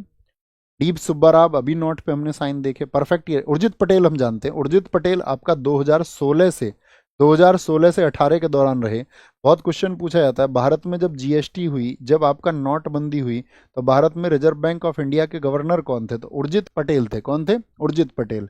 संजय मल्होत्रा जी की अगर हम बात करते हैं, संजय मल्होत्रा, ये आपका क्या बोलेंगे, तो ये तो लगातार ही क्रम लिखा हुआ है, तो रिसेंट के हैं, रिसेंट के हैं। तो क्या बोलोगे, संजय मल्होत्रा आप जानते हैं ना, ये कौन से हैं, ये आपका 26वें हैं। कौन से हैं, 26वें आरबीआई गवर्नर है, आरबीआई गवर्नर। तो यानी कि सबसे लास्ट में तो यही आएंगे, सबसे लास्ट में यही आएंगे, और इनसे पहले उर्जित पटेल थे, ये इनसे पुराने हैं सब लोग। तो 3 4 देख लीजिए किस में, तो 3 4 2 में है भैया, ये तो 3 4, तो ये पुरानों के हिसाब से 1 2 3 4 हो जाएगा, 1 2 3 4 हो जाएगा। अब यहाँ कुछ क्वेश्चन पूछे जाते हैं गवर्नर से संबंधित, वो हम आपसे पूछेंगे। मुझे बताओ, जब भारत स्वतंत्र हुआ तो स्वतंत्रता के समय आरबीआई के गवर्नर कौन थे, क्योंकि आरबीआई तो पुराना है ना, ये तो सब जानते होंगे। स्वतंत्रता के समय आरबीआई गवर्नर कौन थे, बताओ भाई, आरबीआई गवर्नर कौन थे। तो आरबीआई गवर्नर थे आपका सीडी देशमुख साहब। कौन थे, सीडी देशमुख साहब थे। जब 14 बैंकों का राष्ट्रीयकरण हुआ था, वर्ष बताओ कौन सा था, 14 बैंकों का 1969 में राष्ट्रीयकरण हुआ था। तो उस समय पर बताओ, 14 बैंकों का जब राष्ट्रीयकरण हुआ, उस समय पर आरबीआई के गवर्नर कौन थे, लक्ष्मीकांत झा थे। कौन थे, लक्ष्मीकांत झा थे। ये क्वेश्चन बहुत पूछा जाता है। मुझे बताओ, जब 6 बैंकों का इंदिरा गांधी जी ने फिर से 1980 में राष्ट्रीयकरण किया था, और साथ में एक घटना और हुई थी, नाबार्ड की स्थापना। बोलो, नाबार्ड की स्थापना किस वर्ष में हुई थी, नाबार्ड। तो तब कौन थे आपका, तब हुआ करते थे आपका आईजी पटेल साहब। कौन थे, आईजी पटेल साहब। एक क्वेश्चन पूछा जाता है, 1991 में एलपीजी का समय था, लिबरलाइजेशन, प्राइवेटाइजेशन और ग्लोबलाइजेशन का आपका, तो तब कौन थे 1991 में, एस वेंकट रमन थे। वेंकट रमन थे, ये क्वेश्चन बहुत पूछे जाते हैं, एस वेंकट रमन थे। आरबीआई की मुझे बताओ, स्थापना के समय पूंजी कितनी थी, आंख में आंख डाल के बताओ। आरबीआई की स्थापना के समय जो पूंजी थी, वो थी भैया जी आपका, स्थापना के समय टोटल पूंजी जो थी वो 5 करोड़ थी। आरबीआई की स्थापना 1934 के एक्ट से हुई। कौन से कमीशन ने इसके लिए, रॉयल कमीशन की सिफारिशें थी, हिल्टन आयोग की सिफारिश पर इसको स्थापित किया गया, और स्थापना हुई इसकी 1 अप्रैल 1935 को। हेडक्वार्टर इसका तब कहाँ हुआ करता था, हेडक्वार्टर हुआ करता था कोलकाता में। हेडक्वार्टर 2 वर्षों के बाद 1937 में कहाँ, मुंबई में शिफ्ट कर दिया गया। कहाँ पर, मुंबई में। इसके स्थानीय अगर कार्यालयों की बात करें 4 हैं, प्रधान कार्यालय आप जानते ही हैं। मुझे बताओ फटाफट से एक क्वेश्चन, इसके लिए जो गठन आयोग है वो कौन सा है, गठन कब हुआ, गठन आयोग कौन सा है। तो गठन आयोग कौन सा है, हिल्टन आयोग है। क्या, हिल्टन आयोग है, जिसके लिए रॉयल कमीशन की सिफारिशें लगी थी। किसकी, रॉयल कमीशन की सिफारिश पर, रॉयल कमीशन की रिकमेंडेशंस पर, रॉयल कमीशन की सिफारिश पर इसकी स्थापना की गई थी, रॉयल कमीशन की सिफारिश पर। आरबीआई के लोगों की अगर हम बात करते हैं, आरबीआई के लोगों में क्या क्या आपका चिन्ह है, आरबीआई के लोगों में ताड़ का पेड़ है और बाघ है। क्या है, बाघ, भारत का राष्ट्रीय पशु बाघ है, इसमें आपका मौजूद है। वर्तमान में गवर्नर मैं आपको बता ही चुका, आपका और क्या पूछ सकते हैं, हाँ मुझे बताओ जो रिजर्व बैंक है इसको नेशनलाइज कब किया गया था, राष्ट्रीयकरण कब हुआ था, ये इंपॉर्टेंट है। राष्ट्रीयकरण हुआ था इसका 1 जनवरी 1949 को, ठीक है। इसके जो पहले पहले अध्यक्ष थे वो कौन थे, पहले गवर्नर, तो पहले गवर्नर थे इसके ऑसबोर्न स्मिथ, क्या बोलोगे, ऑसबोर्न स्मिथ इसके पहले गवर्नर थे, पहले गवर्नर थे। अगर इसके गठन की हम बात करते हैं तो 1934 में इसका गठन हुआ था, 1934 में, और 1935 में क्या, सॉरी 1934 में एक्ट आया था इसके लिए, एक्ट 1 अप्रैल 1934 को वो सॉरी 1 अप्रैल 1935 को इसकी क्या हो गई थी, 1935 में इसकी स्थापना हुई है, क्या हुई है, 1935 में इसकी स्थापना हुई है। बात क्लियर है, बात क्लियर है, बहुत बढ़िया, बहुत शानदार। भारतीय रिजर्व बैंक के गवर्नरों की सूची दी गई है, एक बार देखना इसको ध्यान से, ठीक है, कौन सा गवर्नर कब रहा है। तो 25वें गवर्नर पूछ लें, और अभी करंट अफेयर्स में पूछ सकता है आपका संजय मल्होत्रा को चार्ज कब से मिला, ठीक है। तो ये रिसेंट, ये दोनों इनके कार्यकाल को याद रखना, कार्यकाल इनके दोनों के याद रखेंगे। पहले ऑसबोर्न स्मिथ थे 1935 से, देखिए आज़ादी के समय सीडी देशमुख थे, ये 1943 से लेकर के 1949 तक रहे। कभी कभी रुपए का अवमूल्यन कब हुआ, नोटबंदी कब हुई, या कोई घटना कब हुई, तो जैसे हमने 1991 में बताया आपको अभी, तो 1991 में कौन थे आपका, एस वेंकट रमन थे, एस वेंकट रमन थे। नोटबंदी के दौरान हमने कौन से बताए आपको, कहाँ गए आपका 2016 से 18 साहब, उर्जित पटेल, ये रहे। उर्जित पटेल की एक किताब है ओवरड्राफ्ट, बहुत पूछी जाती है ओवरड्राफ्ट, ठीक है, ओवरड्राफ्ट। आवर्धन की इकाई क्या है, इकाई, आज यूनिट्स आप पढ़ेंगे। आवर्धन की इकाई क्या, डायोप्टर है, ये तो लेंस की क्षमता का मात्रक है, क्या बोलेंगे, इसकी कोई इकाई नहीं होती, क्योंकि लंबाई बटे लंबाई होता है, ठीक है भाई। क्या होता है इसमें, जो इमेज होती है और वास्तविक, तो लंबाई लंबाई, वो भी सेंटीमीटर, ये भी सेंटीमीटर, तो कट जाता, कोई नहीं होता इसका। जैसे मुझे बताओ आप, विद्युत धारा का मात्रक क्या होता है, विद्युत धारा पूछने की जरूरत है क्या, अगर विद्युत धारा भी पूछना पड़ रहा है और तुम गलत बता दो तो फिर तुम्हारी कुटाई होनी चाहिए, ठीक है, एम्पियर। जैसे कुछ अच्छे अच्छे पूछता हूँ, ज्योति तीव्रता का बताओ क्या है, ज्योति तीव्रता का बताओ, यानी यूनिट्स आज सारी पढ़नी है आपको, तो आप क्या बोलोगे, ज्योति तीव्रता का है भैया कैंडेला, क्या है, कैंडेला है। मुझे आप बताओ रेडियो एक्टिविटी का क्या होता है, ल्यूमिनस इंटेंसिटी कैंडेला हो गया। रेडियो धर्मिता यानी कि रेडियो एक्टिविटी का क्या है, तो रेडियो धर्मिता का है आपका बैकुरल, क्या है, बैकुरल है, बैकुरल है। आप मुझे बताओ चुंबकीय फ्लक्स, मैग्नेटिक फ्लक्स का क्या होता है, चुंबकीय फ्लक्स यानी कि मैग्नेटिक फ्लक्स का क्या होता है, वो होता है आपका वेबर होता है, क्या होता है, वेबर होता है। दाब का बताओ, दाब का क्या होता है, दाब का होता है पास्कल, क्या होता है, पास्कल होता है, पास्कल। प्रेरकत्व का बताओ, इंडक्टेंस का क्या होता है, इंडक्टेंस का तो वो होता है आपका हेनरी, क्या होता है, वो हेनरी होता है, हेनरी होता है। तो यूनिट्स एंड मेजरमेंट ये सारे पढ़ोगे आज, ठीक है। ये भैया 10-10 मिनट के टॉपिक है, मुश्किल से टॉपिक दिया हुआ है आसानी से, मतलब आप देखना इस क्लास के अलावा आप इसको अच्छे से 2 घंटे में टारगेट्स अपने पूरे कर सकते हो बाकी। और अभी तो समय आ चुका है, 12-14 घंटे तो पढ़ना पड़ेगा, उतना पागल भी नहीं होना, नींद का ध्यान रखना है, नींद 5 to 6 आवर्स, 6 आवर्स ही लीजिए, एग्जाम टाइम है, बीमार आप नहीं होने चाहिए, ठीक है। ठंडे से बचना है, ठंडा कुछ पीना नहीं है, अभी ठंडा कुछ खाना नहीं है, बच्चों शादियों में जा रहे होगे, कोल्ड ड्रिंक इनसे बच्चों, कभी भी बुखार हो सकता है। बाइक पे बिना जर्सी पहने घूमने से बच्चों, हेलमेट लगा के, मतलब खुद को सेफ रखना, और आप इतने समझदार और अच्छे नागरिक हो कि आप खुद को सेफ रख सकते हैं, ठीक है। तो खुद को थोड़ा बचा के, क्योंकि इतनी लंबी मेहनत आपने की है, वो मेहनत खराब नहीं जानी चाहिए, ओके। तो सबसे ज़्यादा आकर्षण बल किसके बीच में होता है, ठोस, एक अवस्था है ठोस, फिर द्रव, फिर गैस, फिर प्लाज्मा। पांचवी अवस्था कौन सी है, बीईसी, बोस आइंस्टीन कंडेंसेट, जो कि आपका प्रयोगशाला में बनाई जाती है। बोस, इसमें बोस कौन नाम है जरा बताओ फटाफट से, बोस किन के नाम पर रखा गया है ये, आइंस्टीन तो सब जानती हैं, वैज्ञानिक है। तो बीईसी जो अवस्था है 1924-25 में इसकी खोज हुई थी, सीजीएल मेंस में क्वेश्चन पूछा गया किस वर्ष में, ठीक है। पहली बार जो इसका प्रयोग हुआ था प्रयोगशाला में, तो वो भी पूछा जाता 1995 में इसका प्रयोग पहली बार हुआ था। प्रयोग में कब आई है आपका, प्रयोग में आई 1995 में, और वो भी कहाँ पर आपका लैब में, लैब में। तो किसके नाम पर इसको रखा गया, बोस नाम बताएंगे, कौन साहब बोस थे, सत्येंद्र नाथ बोस, वेरी गुड, बहुत अच्छी बात है। नेक्स्ट, जीव विज्ञान की प्रमुख शाखाएं आज आपको पढ़नी है, जैसे जिसको हम अध्ययन के अनुसार बोलते हैं कि इसको क्या कहा जाता है, किसके अंदर है, हेपेटोलॉजी, ये किसका है, जैसे इसमें आपका रेप्टाइल्स होते हैं, उभयचर, उभयचर होते हैं आपका, ठीक है, और सरीसर्प होते हैं आपका, सरीसर्प जितने भी होते हैं, इन सब का अध्ययन हेपेटोलॉजी में। पक्षियों का अध्ययन किस में होता है, ऑर्निथोलॉजी में होता है, ऑर्निथोलॉजी में। ऑप्थेल्मोलॉजी में आइज की स्टडी होती है, आइज की, आंखों का अध्ययन होता है, आंखों का अध्ययन होता है। मुझे बताओ आप फटाफट से, कुछ मैं आपसे पूछता हूँ, साइटोलॉजी में किसका अध्ययन होता है? साइटो लिख देता हूँ, इसमें कोशिका का अध्ययन होता है, स्टडी ऑफ सेल्स, कोशिका का अध्ययन होता है।